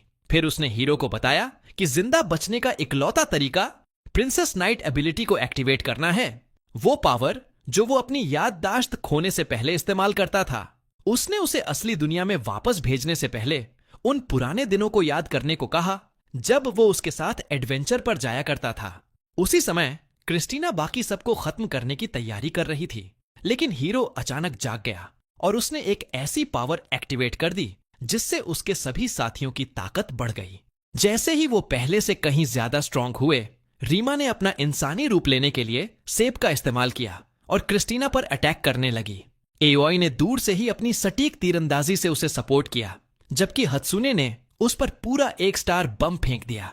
और जब धुआं छंटने लगा तो हीरो आगे बढ़ा और क्रिस्टीना के साथ अपनी सोड टकराई, जो ये देखकर हैरान रह गई कि हीरो के एक सिंगल पावर अप ने उसके ग्रुप को आम लोगों से असली हीरो में बदल दिया था। इन सब के बावजूद क्रिस्टीना अभी भी उनसे कहीं ज्यादा ताकतवर थी। फिर भी उसने हीरो की ताकत को माना और उसकी रिस्पेक्ट करते हुए उन्हें जिंदा छोड़ने का फैसला किया। जाने से पहले उसने हात्सुने को बताया कि उसकी बहन को जल्द ही शैडोज निगल लेंगे और ये सुनकर हात्सुने तुरंत उसे ढूंढने के लिए भाग पड़ी। गांव में पेकरीन शैडोज के झुंड से संघर्ष कर रही थी, जबकि कैरल दूर से ये सब देख रही थी। कैरल को याद आया कि उसका मिशन सिर्फ नजर रखना था। फिर भी वो ऑर्डर्स मानने और पेकरीन की भलाई का कर्ज चुकाने के बीच फंसी हुई थी। जब शैडोज पेकरीन पर हावी होने लगे तो कैरल अचानक एक बड़े धमाके के साथ बैटल में कूद पड़ी और मजाक में बोली कि पेकरीन को जंग के मैदान में आलस दिखाना बंद कर देना चाहिए। उसके बाद उसने अपनी असली ताकत दिखाई और एक ऐसा धमाका किया जिसने पूरी जगह को धूल और धुएं से भर दिया। इस बीच हात्सुने शियोरी के पास पहुंची और उसके माथे को छूकर उसकी यादें देखीं और फिर उसे ठीक उसी पल से वापस खींच लिया जब शैडोज उसे निगलने वाले थे। उसने उससे वापस आने की भीख मांगी, लेकिन शियोरी ने कहा कि वो वहीं रहना चाहती है क्योंकि वो खुद को हात्सुने पर एक बोझ मानती थी। इसलिए हात्सुने ने प्यार से उसके गाल खींचे और कहा कि वो कोई बोझ नहीं है बल्कि उसकी प्यारी छोटी बहन है जो हमेशा उसकी हिम्मत बढ़ाती है। उसने उसे याद दिलाया कि उसने उसे कभी न छोड़ने का वादा किया था, लेकिन वो पल तब टूट गया जब एक बहुत बड़ा साइकोलॉजिकल मॉन्स्टर उन दोनों को खाने के लिए वहां आ गया। हात्सुने समझ गई कि उसके पास ऐसे मॉन्स्टर से लड़ने के लिए काफी एनर्जी नहीं बची थी और इसलिए शियोरी ने खुद ही कुछ करने का फैसला किया। उसने अपने धनुष को समन किया और अपनी बहन के सपोर्ट के साथ एक ऐसा जादुई तीर चलाया जो मॉन्स्टर के आर पार निकल गया और उसे उसके शरीर से बाहर खींच लाया। जैसे ही वो बाहर निकला, कैरल और पेकरीन ने अपनी ताकत मिलाई और उसे खत्म कर दिया। और ऐसा करके कैरल ने यह साफ कर दिया कि अब उसकी वफादारी पेकरीन और उसके दोस्तों के लिए थी। इस बीच रीमा और बाकी लोगों को तसल्ली हुई कि शियोरी सेफ थी। हालांकि उसने धीरे से उन्हें अपनी आवाज धीमी करने को कहा क्योंकि हात्सुने आराम कर रही थी। जैसे जैसे समय बीता, कोकुरो और गुरमे गिल्ड कई अलग अलग क्वेस्ट्स पूरे करने लगे और हर तरह के एडवेंचर से गुजरे जब तक कि वो गिल्ड एसोसिएशन द्वारा सराहे जाने वाले एक बहुत ही पावरफुल गिल्ड नहीं बन गए। खेती के एक मिशन में उन्होंने किसानों के लगाए हुए चावल के खेतों को देखते हुए राइस बॉल्स खाने के लिए एक छोटा सा ब्रेक लिया। उन्होंने उन जंगली सुअरों और पक्षियों के बारे में बात की जो फसलों को बर्बाद कर रहे थे और पेकरीन ने कहा कि उनका काम ये पक्का करना है कि ऐसा दोबारा कभी ना हो। इसके बदले में उन्हें बहुत सारे ताजे चावल मिलने वाले थे, लेकिन कैरल इस बात से चिढ़ी हुई थी क्योंकि उनके सारे रिवॉर्ड सिर्फ खाने के इर्द गिर्द ही घूम रहे थे और वो बदलाव के लिए कुछ असली पैसे चाहती थी। वहीं कोकुरो ने कहा कि उन्हें किसानों की मदद करने पर फोकस करना चाहिए और इसलिए उसने हीरो के साथ मिलकर एक बिजूका बनाया। कैरल अभी भी यही सोच रही थी कि उन्हें ऐसे क्वेस्ट चुनने चाहिए जिनमें अच्छे रिवॉर्ड्स मिलें, लेकिन आखिर में वो तब चुप हो गई जब पेकरीन ने एक बहुत ही टेस्टी राइस बॉल उसके मुंह में डाल दी। उसके बाद कैरल को याद आया जब वो महल में अपनी रानी को रिपोर्ट दे रही थी, जहां वो उन्हीं शैडो से घिरी हुई थी जिन्हें उसने पहले खत्म किया था। रानी ने इस बात को नजरअंदाज कर दिया क्योंकि उन्हें उस अटैक के बारे में पहले से नहीं बताया गया था और फिर उन्होंने कैरल को हीरो पर कड़ी नजर रखने का हुक्म दिया। जब उन्होंने बिजूके लगा दिए तो ग्रुप के सभी मेंबर्स एक नए क्वेस्ट की तलाश में एडवेंचरर्स गिल्ड की तरफ गए। जैसे ही पेकरीन ने एक ऐसा क्वेस्ट देखा जिसका रिवॉर्ड मछली था, उसने उसमें तुरंत अपनी दिलचस्पी दिखाई, लेकिन कैरल ने उसे फौरन रिजेक्ट कर दिया। उसी पल हीरो ने एक नोटिस देखा जिसमें किसी ऐसे इंसान की तलाश थी जो उन्हें यह गाइड कर सके कि एक गिल्ड के तौर पर सही से कैसे काम किया जाता है, और इसके बदले में उन्होंने कई ऐसे रिवॉर्ड्स का वादा किया था जिनके बारे में साफ तौर पर कुछ नहीं बताया गया था। कोकुरो उनके पास आई और उन्हें वो क्वेस्ट न लेने की चेतावनी दी क्योंकि वो ऑफिशियली अप्रूव नहीं था। फिर उसने समझाया कि वो चाहे कितनी भी बार उस नोटिस को हटा दें, अगले दिन वहां एक नया नोटिस आ ही जाता है। ग्रुप के लोगों ने उसकी बात को अनसुना करने का फैसला किया, लेकिन हीरो ने गिल्ड हॉल से बाहर निकलते वक्त वो नोटिस अपने पास ही रख लिया। इस बीच उन्होंने लूसो गिल्ड की लड़कियों को मुसीबत में होने का नाटक करते देखा। कैरल ने तुरंत पकड़ लिया कि वो नाटक कर रही हैं और उन्हें इग्नोर करने का सुझाव दिया, लेकिन लड़कियों ने उनका रास्ता रोक लिया और अपना नाटक चालू रखा, जैसे वो किसी से भी ये भीख मांग रही हो कि कोई उन पर ध्यान दे। उस वक्त मिसोगी ने हीरो के हाथ में वो नोटिस देख लिया और उससे पूछा कि क्या वो उनकी मदद करना चाहता है। उसके बाद जब वो एक रेस्टोरेंट में बैठे थे तो लिटिल लिरिकल की लड़कियों ने मान लिया कि वो एक मेंटर ढूंढ रही हैं जो उन्हें गाइड कर सके, क्योंकि उन्हें बिल्कुल भी नहीं पता था कि एक गिल्ड के तौर पर कैसे काम करना है। कैरल को यह बात बिल्कुल पसंद नहीं आई और उसने पूछा कि वो एक ऑफिशियल मीटिंग में 3 अजीब छोटे जीवों की तरह बर्ताव क्यों कर रही हैं। इस पर कियोका ने जवाब दिया कि वो लैंडिसोल की शांति की रक्षा करना चाहती हैं। उन बातों ने गुरमे गिल्ड के मेंबर्स को अपने उसूलों के बारे में सोचने पर मजबूर कर दिया, क्योंकि अब तक उन्हें सिर्फ खाने और पैसों की ही परवाह थी। उन्हें थोड़ी सी शर्मिंदगी महसूस हुई और इसलिए वो लिटिल लिरिकल की मदद करने के लिए तैयार हो गए। उस रात वो प्लान बनाने लगे कि लड़कियों को खुद से क्वेस्ट्स एक्सेप्ट करने का एक्सपीरियंस कैसे दिया जाए। कैरल को उनके लिए बनाए गए मैप पर डाउट था, लेकिन कोकूरो ने उससे कहा कि वो खुद को कम न समझे, क्योंकि वो बहुत दयालु और एक अच्छी टीचर है। उस वक्त पेकराइन कुछ तैयार करने में बिजी थी, और जब उन्होंने पूछा कि वो क्या कर रही है, तो उसने कहा कि उन्हें अगले दिन पता चल जाएगा। वहीं हीरो वो खजाना तैयार कर रहा था जो लड़कियों को उनके सफर के अंत में मिलने वाला था, ताकि उन्हें कुछ हासिल करने की खुशी महसूस हो। अगले दिन पेकरिन ने लिटिल लिरिकल की लड़कियों को इकट्ठा किया और उन सख्त गेम इंस्ट्रक्टर्स की तरह बर्ताव करने लगी जिन्हें कोई पसंद नहीं करता। उसने उन्हें उस इलाके का मैप दिखाया और उस पर खजाने की लोकेशन बताने के लिए एक एक्स का निशान बना हुआ था। ये पक्का करने के बाद कि उनके पास सफर के लिए जरूरी बेसिक चीजें हैं, उसने क्वेस्ट पूरा करने के लिए उन्हें हीरो के साथ भेज दिया। कैरल मन ही मन सोच रही थी कि क्या वो सच में ठीक रहेंगी, क्योंकि हीरो एक गाइड से ज्यादा एक बोझ लग रहा था। लेकिन पेकरीन को पूरा यकीन था कि मैप को इतना आसान बना दिया गया था कि हीरो भी उसे आसानी से समझ लेगा। जब ग्रुप एक चौराहे पर पहुंचा तो लिटिल लिरिकल की लड़कियों ने पूछा कि उन्हें किस दिशा में जाना चाहिए, और उन्होंने हीरो से मदद मांगी, लेकिन आखिर में उसने उन्हें गलत रास्ता दिखा दिया। फिर भी पेकरिन और बाकी लोगों ने बीच में दखल न देने का फैसला किया।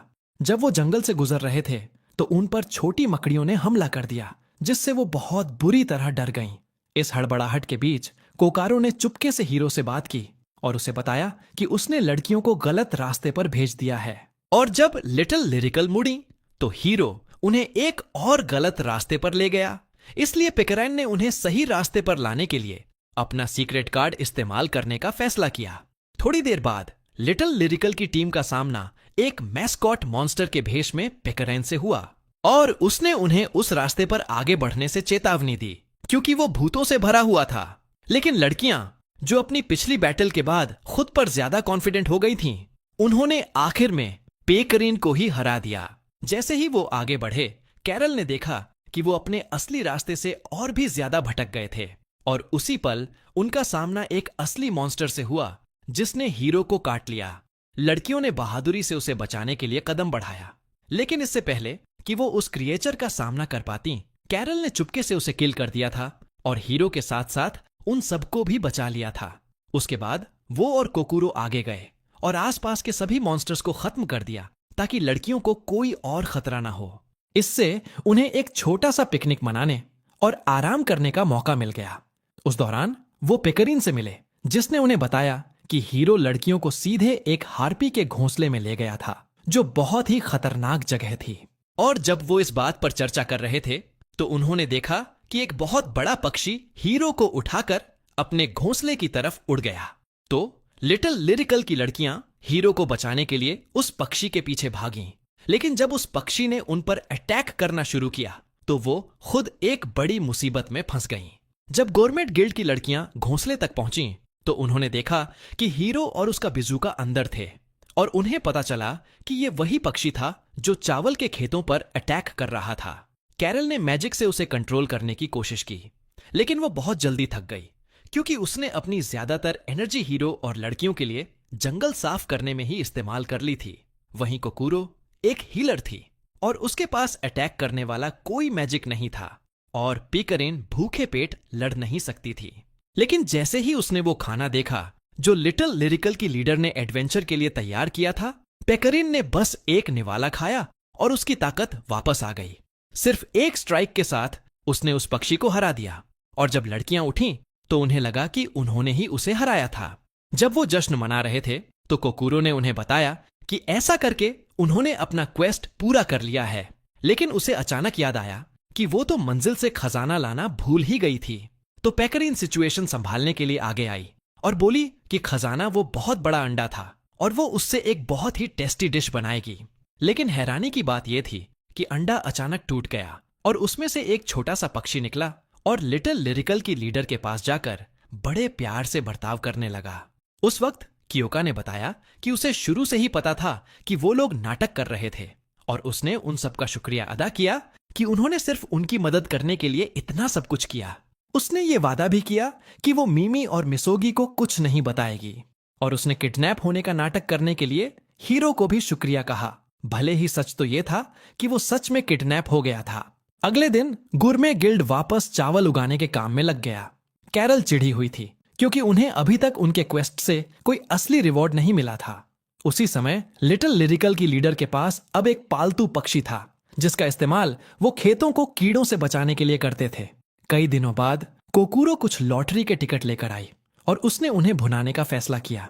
कैरल चावल के खेतों में अपना काम खत्म करके वापस डिनर करने आई, लेकिन वो हैरान रह गई जब उसे पता चला कि कोकूरो ने पहला इनाम जीत लिया है, जो समंदर से जुड़ा बहुत सारा सामान था। उसी रात हीरो अपने कमरे में था जब कोकूरो अंदर आई और उससे उसकी राय पूछी।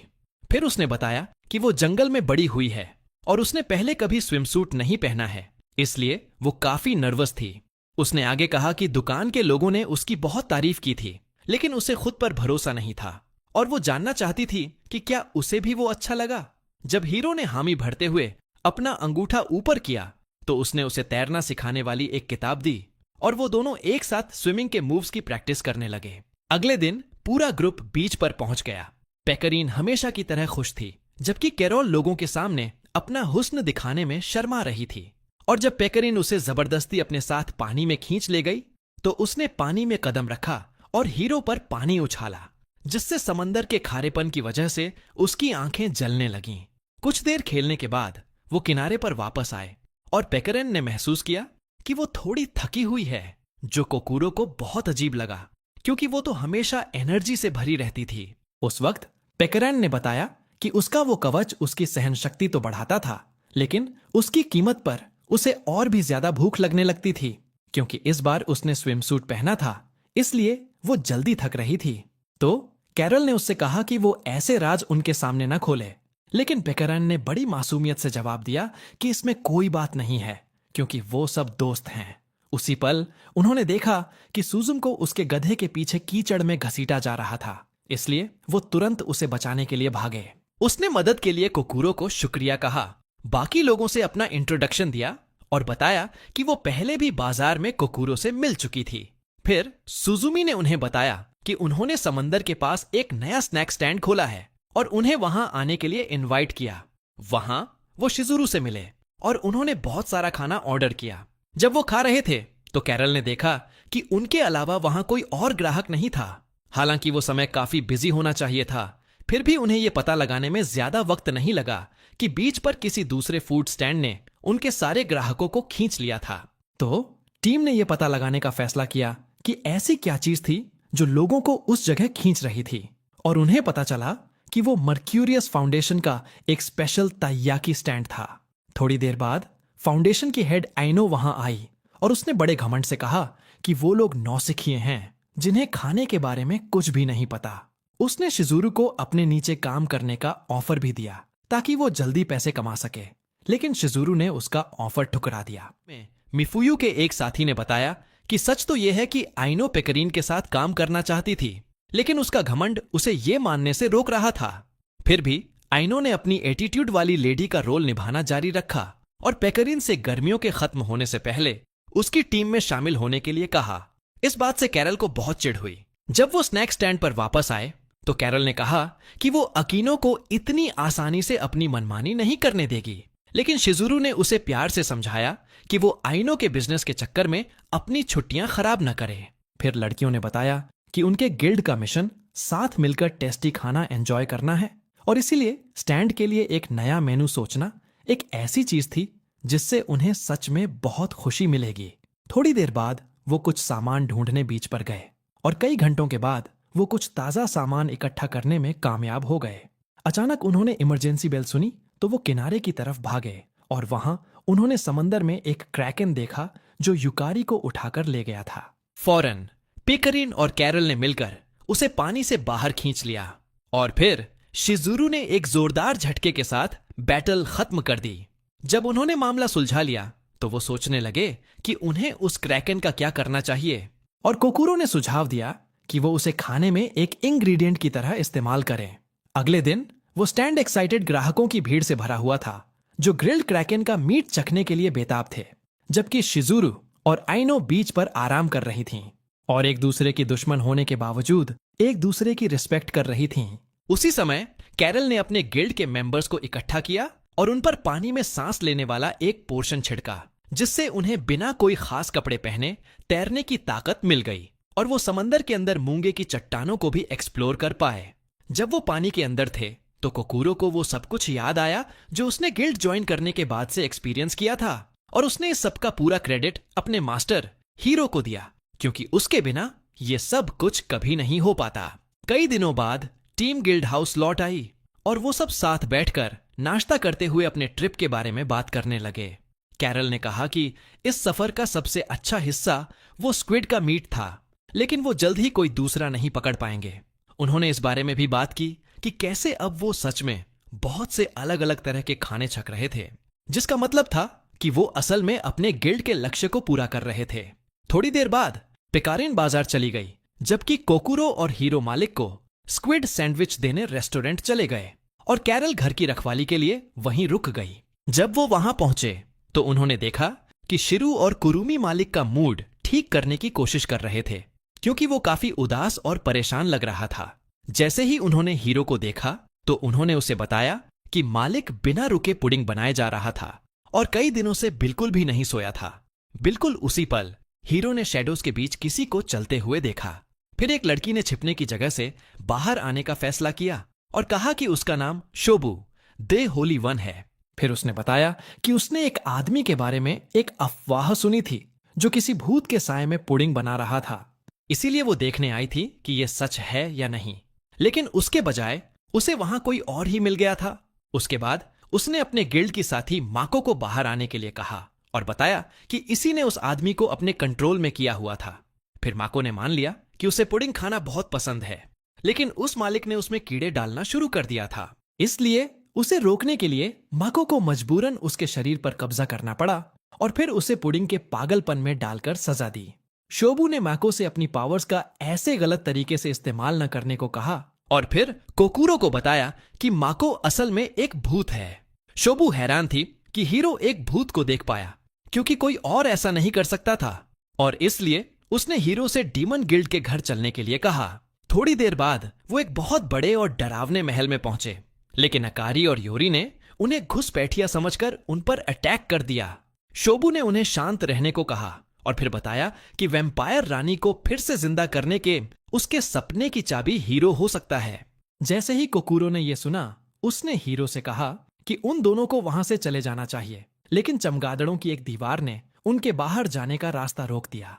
एक आवाज ने उन्हें पुकारा और वो एक ऐसे कमरे में पहुंच गए जहां उन्होंने क्रिस्टल के अंदर सील हुई एक गोथिक वैम्पायर मम्मी देखी। उसने खुद को इलिया गार्डियनाइटी बताया और समझाया कि ये क्रिस्टल उसकी असली ताकत का सिर्फ एक छोटा सा हिस्सा है। उसने कहा कि उसने अपनी जादुई आंखों से हीरो की खूबियां देखी थीं और अपनी पूरी ताकत वापस पाने के लिए शायद उसे उसी की जरूरत थी। उसके बाद वो क्रिस्टल से बाहर आई और एक बहुत ही डरावनी आवाज में सबको उसके सामने घुटने टेकने का हुक्म दिया। लेकिन सालों बीत जाने की वजह से उसका शरीर काफी छोटा हो गया था और वो चारों पैरों पर रेंगने वाली एक छोटी बच्ची में बदल गई, जबकि वो अभी भी एक रानी की तरह बर्ताव करने की कोशिश कर रही थी। फिर शोबू ने बताया कि इलिया सभी डीमंस की रानी थी और प्राचीन काल में उसने सभी जातियों के खिलाफ बैटल में उनका नेतृत्व किया था। लेकिन एक बहुत ही मुश्किल जंग के बाद वो आखिर में शासकों से हार गई थी और उसे सील कर दिया गया था। डीमन गिल्ड ने वो सील तोड़ दी थी, लेकिन क्योंकि अब इलिया के पास कोई मैजिक नहीं था, उसका शरीर छोटा हो गया था। कोकुरो को डर लगने लगा कि वो हीरो को कोई नुकसान न पहुंचा दे, लेकिन इलिया ने उन्हें तसल्ली दी कि वो सेफ हैं और उसे अपनी ताकत वापस पाने के लिए सिर्फ हीरो की मदद चाहिए। फिर उसने बड़े प्यार से अपना हाथ हीरो की छाती पर रखा और कहा कि वो सकूरा से भी कम काम का है, जिससे सब लोग चिढ़ गए।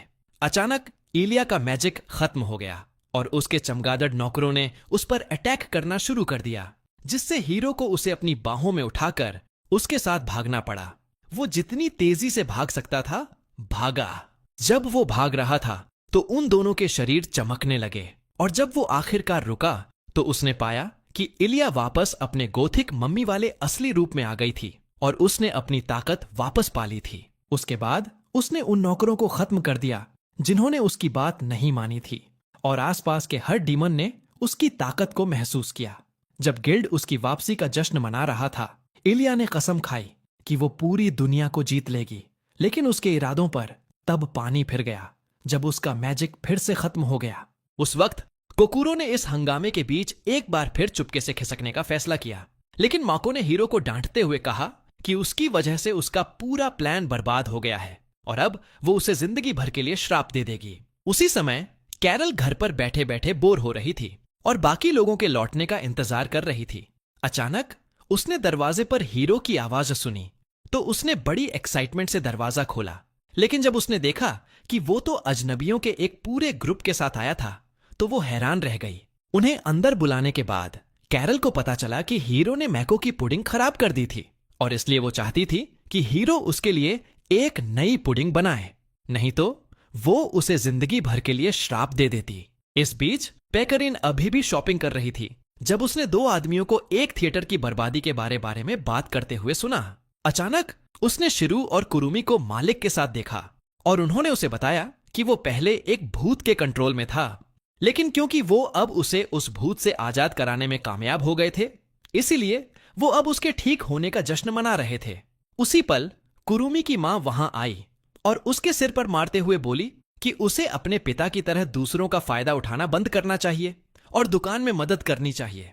उसने अपने बेटे की मदद करने के लिए पेकरिन को भी शुक्रिया कहा और वो दुआ करने लगी कि काश उसका बेटा भी पेकरिन के आधा भी काम का होता। पेकरिन को काफी अच्छा लगा और उसने कहा कि उसने अपने माता पिता से ही सब कुछ सीखा है, लेकिन उसकी बातों से उस औरत को ऐसा लगा कि पेकरिन के माता पिता शायद उसकी इस हालत से पूरी तरह खुश नहीं थे। अचानक सिर्फ पेकरिन को देखने के लिए दुकान में बहुत सारे ग्राहकों की भीड़ लग गई, इसलिए उसने थोड़ी और देर वहां रुककर काम में मदद करने का फैसला किया। घर वापस आकर कैरल पुडिंग बनाने की कोशिश करते हुए अपना दिमाग खोने की कगार पर थी और यही चाह रही थी कि पेकरिन जल्दी वापस आ जाए और ये काम संभाल ले। क्योंकि किसी और को बिल्कुल भी खाना बनाना नहीं आता था, कोकुरो ने माको से पेकरिन के लौटने तक इंतजार करने को कहा, लेकिन माको ने कहा कि उसे उसी पल पुडिंग चाहिए। उसी रात कुरुमी के परिवार ने दुकान बंद करने के बाद उसकी मां ने पेकरिन को मदद के लिए शुक्रिया कहा और एहसान के तौर पर उसे बहुत सारी सब्जियां दी। जब पेकरिन घर लौटी तो उसने देखा कि माको ने उन सारी सब्जियों की पुडिंग बना ली थी और वो उसे बस खाने ही वाली थी। पेकरिन तुरंत हालात समझ गई और उसने माको से वादा किया कि अगर वो उसके दोस्तों को वापस नॉर्मल कर दे तो वो उसे उसकी जिंदगी की सबसे बेहतरीन पुडिंग बनाकर खिलाएगी। वो ऑफर इतना ललचाने वाला था कि माको ने उसे एक मौका देने का फैसला किया और जैसी कि उम्मीद थी पेकरिन ने अपना वादा पूरा किया। आखिर में माको ने भी मान लिया कि वो उसकी जिंदगी की सबसे बेहतरीन पुडिंग थी और उसने सभी को उनके नॉर्मल रूप में वापस कर दिया। लेकिन मामला तब बिगड़ गया जब पेकरिन ने बताया कि उसने टेस्ट बढ़ाने के लिए पुडिंग में कीड़े डाले थे।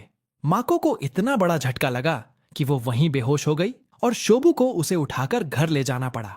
कई दिनों बाद ग्रुप नाश्ते पर कैरल का इंतजार कर रहा था, लेकिन ऐसा लग रहा था कि वो अभी भी गहरी नींद में थी। आखिर में पेकरिन का सब्र टूट गया और वो जोर जोर से उसका दरवाजा पीटने लगी, जबकि कैरल बिस्तर पर सोती रही। एक पल के लिए पेकरिन को लगा कि कैरल मर गई है, तो वो घबरा गई। उसने खिड़की तोड़ दी और अंदर घुस गई, लेकिन देखा कि कैरल एकदम ठीक थी। टेबल पर कैरल ने उसे पर्सनल स्पेस की रिस्पेक्ट करने की चेतावनी दी, लेकिन पेकरिन अपने ही ख्यालों में खोई हुई थी और उसे लगा कि पर्सनल शब्द किसी मेनू की कोई डिश का नाम है। कोकारो द्वारा इसका मतलब समझाने के बाद पेकरिन ने वादा किया कि वो आगे से ध्यान रखेगी, लेकिन कैरल अभी भी चिढ़ी हुई थी क्योंकि पेकरिन ने उसका सबसे पसंदीदा स्टफ्ड टॉय तोड़ दिया था। कोकुरो ने एक बार फिर सिचुएशन संभालने की कोशिश की और कहा कि वो उसे ठीक कर देगी क्योंकि उसे सिलाई करना आता था। नाश्ते के बाद तीनों लड़कियां सिलाई का सामान खरीदने बाजार गईं, जबकि कैरल घर की रखवाली के लिए वहीं रुकी रही। जब उन्हें कोई कपड़े की दुकान नहीं मिली तो हीरो ने सुझाव दिया कि उन्हें अलग अलग होकर ढूंढना चाहिए, लेकिन कोकुरो जानती थी कि अगर उसके दिमाग में मैप फिट भी कर दिए जाएं, तब भी वो रास्ता भटक जाएगा। फिर भी हीरो ने तसल्ली दी कि वो ठीक रहेगा और पास की कपड़े की दुकान ढूंढने लगा।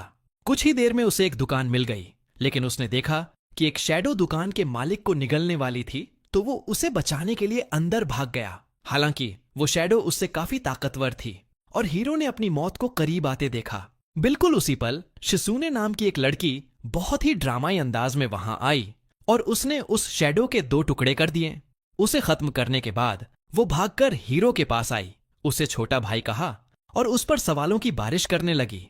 फिर उसे याद आया कि उसकी याददाश्त जा चुकी है और उसने हीरो से चिंता न करने को कहा क्योंकि वो उसकी रक्षा करेगी। ठीक उसी पल एक लाल बालों वाली लड़की वहां आ धमकी और शिसूने पर चिल्लाने लगी कि उसने खुद को खतरे में क्यों डाला, क्योंकि उन दोनों को बस दूर से नजर रखनी थी। फिर वो शिसूने को वहां से घसीट कर ले गई और हीरो से कहा कि उसे ऐसा नाटक करना है जैसे उसने कुछ भी नहीं देखा हो। एक अंधेरी गली में वो लड़की शिकायत करती रही और शिसूने से बोली कि वो भी हीरो से बात करना चाहती थी, लेकिन उन्हें ऑर्डर्स मानने होंगे। अचानक उसका इरादा बदल गया और उसने खुद हीरो के पास जाने का फैसला कर लिया, जब तक कि शिसूने ने उसे होश में लाने के लिए उसके सिर पर मारा नहीं। दूसरी तरफ कोकुरो ने एक गुलाबी तितली देखी और उसका पीछा किया, लेकिन एक अंधेरी गली में वो उसकी नजरों से ओझल हो गई।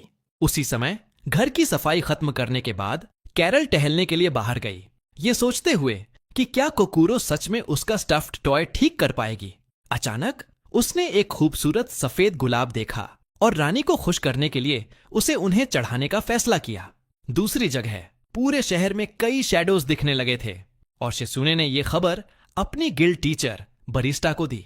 उसके बाद हीरो एक बार फिर बाकी लोगों से मिला और हालांकि उन्हें अभी भी कपड़े की कोई दुकान नहीं मिली थी, उन्होंने अपनी तलाश जारी रखने का फैसला किया। उसी समय कैरल रानी के महल में पहुंची, जहां रानी शैडोज बनाने में बिजी थी और उसने चेहरे पर लोहे का मास्क पहने एक ज्यादा ताकतवर शैडो बनाया। फिर उसने उस मास्क वाले शैडो को जाकर अपना शिकार लाने का हुक्म दिया और जब वो कैरल के पास से गुजरा तो उसके हाथ में जो गुलाब था वो मुरझा गया। फिर रानी ने उससे वो कूड़ा तुरंत फेंकने को कहा और कैरल ने उसकी बात मान ली, हालांकि उसे काफी बुरा लगा। इस बीच हीरो और कोकुरो ने थोड़ा नाश्ता करने के लिए एक छोटा सा ब्रेक लिया था, लेकिन जब हीरो के कपड़ों पर केचप लग गया तो कोकुरो उसके लिए एक गीला तौलिया लेने गई। वहां उसका सामना उसी लाल बालों वाली लड़की से हुआ जिसने उससे जवाब मांगा कि वो हीरो के इतने करीब क्यों है। कोकुरो ने शांति से बताया कि वो शासक एड के हुक्म पर हीरो की सेवा करती है। उसी पल शिसूने वहां आ गई और उसने उस लड़की को होश में लाने के लिए उसके सिर पर मारा और फिर इस हंगामे के लिए कोकुरो से माफी मांगी। उसने बताया कि उनका भाई हीरो उन दोनों को बहुत प्यारा था और इसीलिए वो उसे लेकर इतने प्रोटेक्टिव थे। लेकिन जब उन्होंने पीछे मुड़कर देखा तो उन्होंने पाया कि हीरो अब बेंच पर नहीं बैठा था और तुरंत सोचने लगे कि क्या शैडोज ने उसका किडनैप कर लिया है। तो शिसूने ने सुझाव दिया कि उन्हें उसे ढूंढने के लिए अलग अलग हो जाना चाहिए और कोकुरो पेकराइन के पास ये बताने गई कि क्या हुआ था। बिल्कुल उसी पल उन्होंने 2 आदमियों को हीरो की किडनैपिंग के बारे में बात करते सुना, तो उन्होंने उनसे और जानकारी मांगी। वो दोनों आदमी उन्हें एक अंधेरे और डरावने महल में ले गए, लेकिन जब वो अंदर गए तो उन्हें पता चला कि वो आदमी असल में शिरू के बारे में बात कर रहे थे। उसी पल उस गैंग का लीडर बहुत ही डरावने रूप में बाहर आया और ऐलान किया कि जो भी उसके रास्ते में आएगा वो उसे मिटा देगा। लेकिन पता चला कि ये आदमी वहीं थोड़ा मोटा सा इंसान था जो कुछ हफ्ते पहले पेकारिन की काम करने की जगह पर आया था और इसी वजह से उसने शिरू को जाने दिया। उसके बाद 4 लड़कियां इकट्ठा हुईं और पेकरिन ने सुझाव दिया कि उन्हें हीरो को ढूंढने के लिए एडवेंचरर्स गिल्ड में एक नोटिस लगाना चाहिए।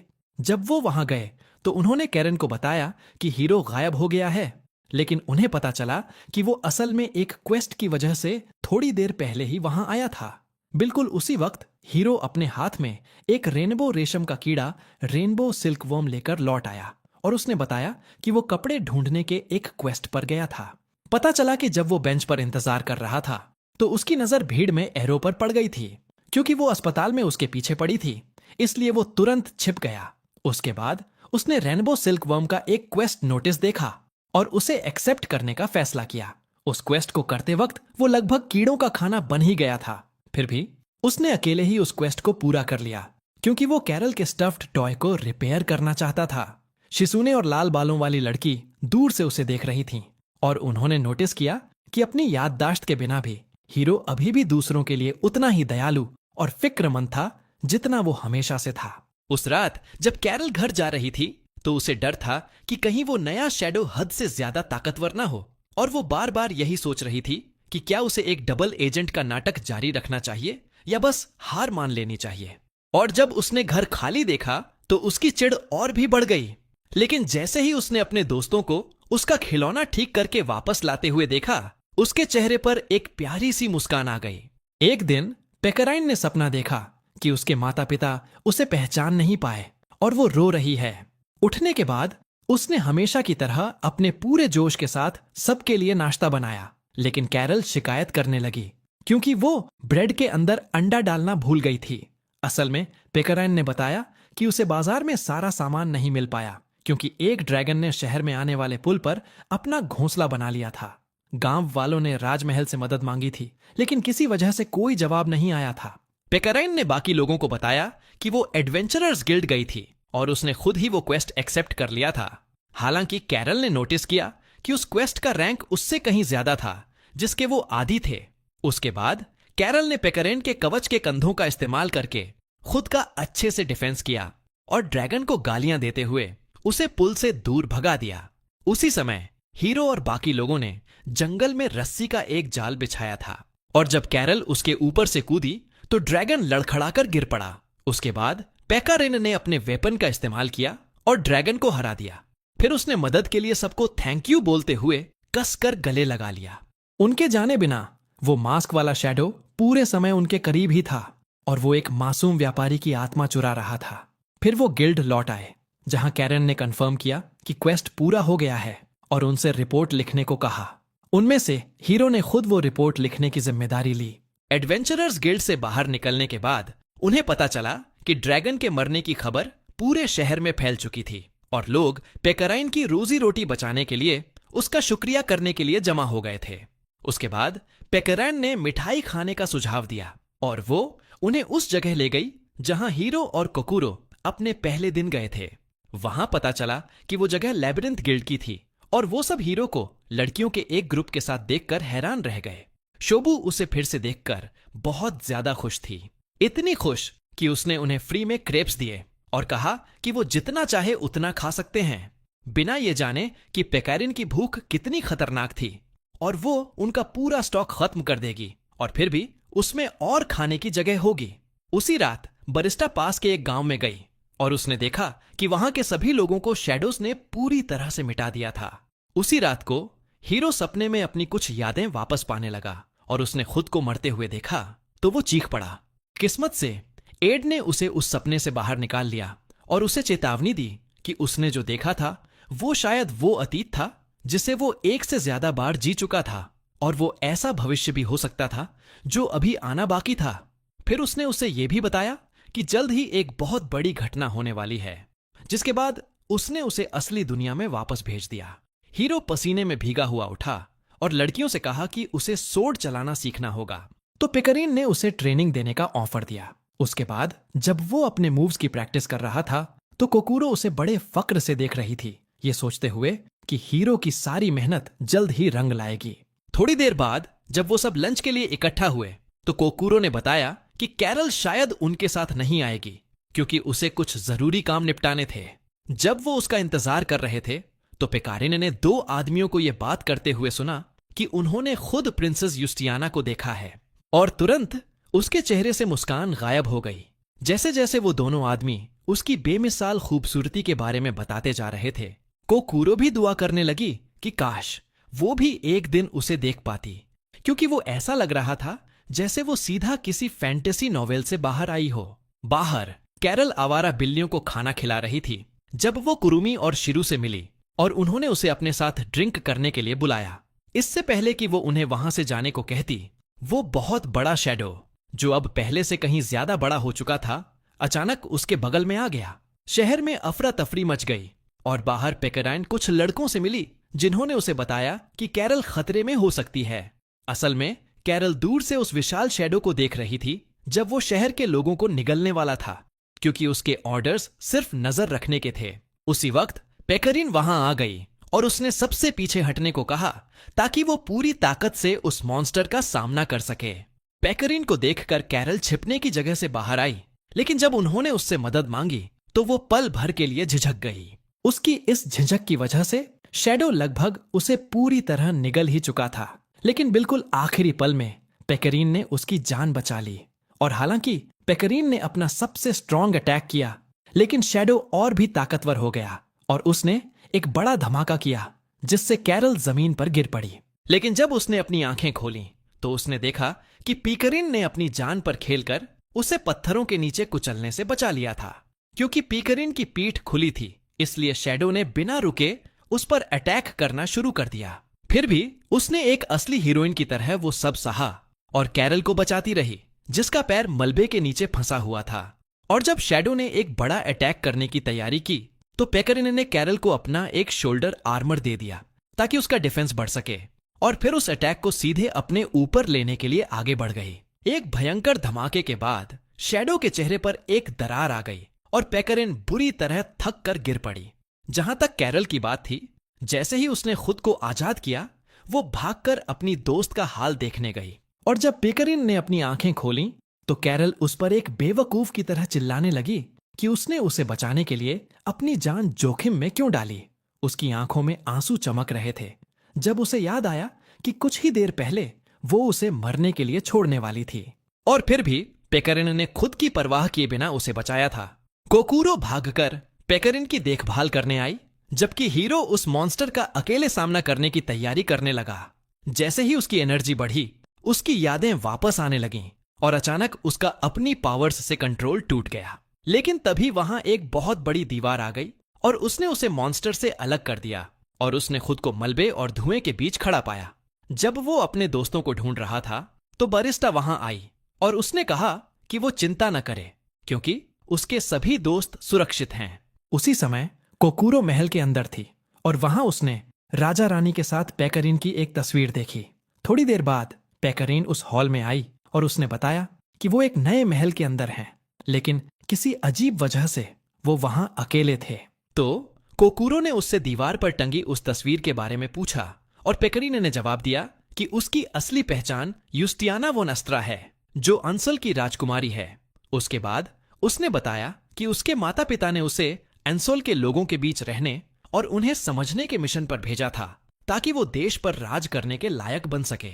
उसकी मां ने उसे वो ताज भी दिया था जो वो आज भी पहनती है और बताया था कि ये उसे हर खतरे से बचाएगा, लेकिन बदले में इससे उसे बहुत तेज भूख लगेगी। पेकरिन ने वो तोहफा कबूल किया था और अपना मिशन पूरा करने के लिए पूरे महाद्वीप का सफर करते हुए अपनी जर्नी जारी रखी थी। लेकिन जब वो वापस घर लौटी तो मेन गेट पर मौजूद गार्ड्स ने उसे अंदर नहीं जाने दिया, इसलिए उसे खुद ही महल तक पहुंचने का रास्ता बनाना पड़ा। महल के अंदर वो अपनी मां की मेड से मिली, लेकिन वो भी उसे नहीं पहचान पाई। युस्टियाना महल के कमरों में भटकती रही, किसी ऐसे इंसान की तलाश में जो उसे जानता हो, जब तक कि वो आखिरकार सिंहासन वाले कमरे तक नहीं पहुंच गई जहां उसके माता पिता बैठे थे। उसने उन्हें बताया कि वो अपने सफर से लौट आई है, लेकिन उसके अपने माता पिता भी नहीं जानते थे कि वो कौन है। उसी पल एक सफेद बालों वाली डीमन कमरे में आई और उसने दावा किया कि वो युस्टियाना है। तब पेकरिन को एहसास हुआ कि ये औरत ही किसी न किसी तरह वो महारानी है जो पीछे से सब कुछ कंट्रोल कर रही थी।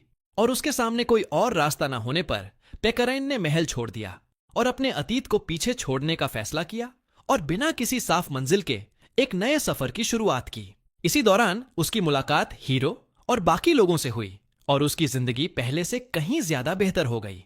उन्होंने अलग अलग क्वेस्ट्स लेना और साथ में कई तरह का खाना एंजॉय करना शुरू कर दिया। और बाहर से खुश दिखने के बावजूद पेकरिन को फिर से भुला दिए जाने का डर सताता रहता था। इसी वजह से वो खुद पर ध्यान खींचने के लिए बहुत मेहनत करती थी और यही कारण था कि वो अक्सर उन्हें गले लगा लिया करती थी ताकि वो उन्हें याद रखने की और भी वजहें दे सके। जब पेकरिन घुटनों के बल गिर गई तो कोकूरो ने प्यार से उसे सहारा दिया और कहा कि वो उसे कभी नहीं छोड़ेगी और गिल्ड में उन्होंने जो दिन एक साथ बिताए हैं वो उसके लिए बहुत कीमती हैं। और जब पेकरिन ने वो शब्द सुने तो उसने अपने वो सारे इमोशंस बाहर निकाल दिए जिन्हें वो अब तक दबा कर बैठी थी, बिना ये जाने कि कैरल दरवाजे से उसे देख रही थी। उसके बाद कैरल ने अपनी नजर कोलोसियम की तरफ मोड़ी और आखिरकार उसे समझ आ गया कि वो सच में कहां से बिलोंग करती है। फिर उसने शैडो का सामना करने के लिए खुद को तैयार किया। उसी समय बरिस्टा ने हीरो को यकीन दिलाया कि वो उसकी दुश्मन नहीं है और उससे उस जगह को याद करने के लिए कहा जहां वो अब भी था। हीरो को समझ आ गया कि ये जगह बिल्कुल वैसी ही थी जहां एड रहती थी। तो बरिस्टा ने उसे बताया कि वो असल में उसकी गार्जियन एंजल है और वो धीरे धीरे उसकी यादें वापस लाने में उसकी मदद करने की कोशिश कर रही है। उसके बाद उसने उससे उसके अंदर सोई हुई प्रिंसेस नाइट पावर के बारे में बात की, लेकिन क्योंकि अब उसके पास अपनी यादें नहीं थीं, इसलिए उस ताकत का इस्तेमाल करना उसके वजूद के लिए बहुत खतरनाक हो सकता था। उसने उसे उन शैडोज के बारे में भी बताया जो सैकड़ों लोगों की आत्माओं को निगल चुके थे और समझाया कि वो किसी बहुत ही पावरफुल चीज की इच्छा से बने थे और वो जिस दुनिया में अब रह रहे थे वो हीरो और उस इच्छा के बीच की बैटल का ही एक नतीजा था। इस सच ने हीरो को अंदर तक हिलाकर रख दिया। असली दुनिया में गांव के लोग मलबे के बीच पेकरेन और बाकी लोगों को ढूंढ रहे थे, लेकिन नाइटमेयर गिल्ड की टोमो वहां आई और उसने उन्हें वो जगह खाली करने का हुक्म दिया। वहां के लोगों से बात करने के बाद उसने जून के महल के नाइट्स को बताया कि वहां क्या हुआ था। जब वो बात कर रहे थे तो क्रिस्टीना वहां आई और उसने उस लड़की में अपनी दिलचस्पी दिखाई जिसने कहा था कि वो एक बहुत ही पावरफुल सोर्ड चलाने वाले मॉन्स्टर से लड़ रही थी और उसने उस इलाके के सभी लोगों को बचाने में कामयाबी हासिल की थी। जून ने उससे करंट मिशन पर फोकस करने को कहा, लेकिन क्रिस्टीना ने जवाब दिया कि इतनी पावर वाले मॉन्स्टर का राजधानी के इतने करीब आना और किसी को उसके गायब होने तक भनक तक न लगना बहुत अजीब बात है। फिर उसने ये इशारा किया कि एनसोल के सिंहासन पर एक मॉन्स्टर बैठा हुआ है और फिर जून और टोमो को उलझन में छोड़कर वहां से चली गई। इस बीच विशाल शैडो के साथ अपनी लड़ाई के दौरान कैरल अभी भी अपनी महारानी के प्रति वफादारी और पैकरिन के साथ खड़े होने के बीच डगमगा रही थी, बिना ये जाने कि जिस राजकुमारी की वो सेवा करती थी वो असल में नकली थी और पैकरिन ही एनसोल की असली महारानी थी। आखिर में कैरल ने यह फैसला किया कि वो शैडो को अपनी जान लेने देगी, लेकिन पैकरिन फिर से वहां आई और उसे बचा लिया। दूसरी तरफ हीरो को पूरा सच पता चल गया था और बरिस्टा ने वादा किया कि वो उसकी और उसके दोस्तों की रक्षा करेगी, लेकिन हीरो ने मजबूती से कहा कि वो भी अपने दोस्तों की रक्षा करेगा और इससे बरिस्टा को यह साबित हो गया कि वो बिल्कुल भी नहीं बदला था। उसी पल शोबू और लाल बालों वाली लड़की ने एक मैसेज भेजा जिसमें कहा गया था कि लड़कियों को मदद की जरूरत है, लेकिन बरिस्टा ने उनसे वहीं रहने को कहा और हीरो को अपने तरीके से काम करने देने के लिए कहा। उसके बाद उसने हीरो के लिए महल का रास्ता खोल दिया और उसे अपनी ट्रांसफॉर्मेशन पावर का एक हिस्सा दिया ताकि वो अपने दोस्तों को बचा सके। हीरो ने एक जोरदार स्ट्राइक के साथ जंग के मैदान में एंट्री की और सबकी ताकत बढ़ा दी ताकि वो कोकुरो के एक्स्ट्रा सपोर्ट की मदद से साथ मिलकर उस शैडो का सामना कर सकें। उस ग्रुप ने शैडो को हरा दिया और आखिर में हीरो ने ही उसे फाइनल स्ट्राइक देकर खत्म किया। उसके बाद वो तुरंत उस रेस्टोरेंट के बीचों बीच पहुंच गए जहां कुरुमी और शिरू अपने नुकसान पर रो रहे थे। जैसे ही वो वहां पहुंचे सब लोग उनके आसपास जमा हो गए और उनके सुरक्षित लौटने का जश्न मनाने लगे। उस जश्न के बीच पैकरेन ने हर चीज के लिए कैरल को थैंक यू कहा और फिर उसे गले लगा लिया और पहली बार कैरल ने भी बहुत ही प्यार से उसे गले लगाया और इस तरह दुनिया में जिंदगी फिर से नॉर्मल हो गई। और यहीं पर कहानी खत्म होती है प्यारे दर्शकों, और हम उम्मीद करते हैं कि आपको यह पसंद आई होगी। अगर आप इसका दूसरा सीजन चाहते हैं तो हमें कमेंट्स में बताएं और वीडियो बंद करने से पहले हमारा हौसला बढ़ाने के लिए लाइक बटन दबाना ना भूलें।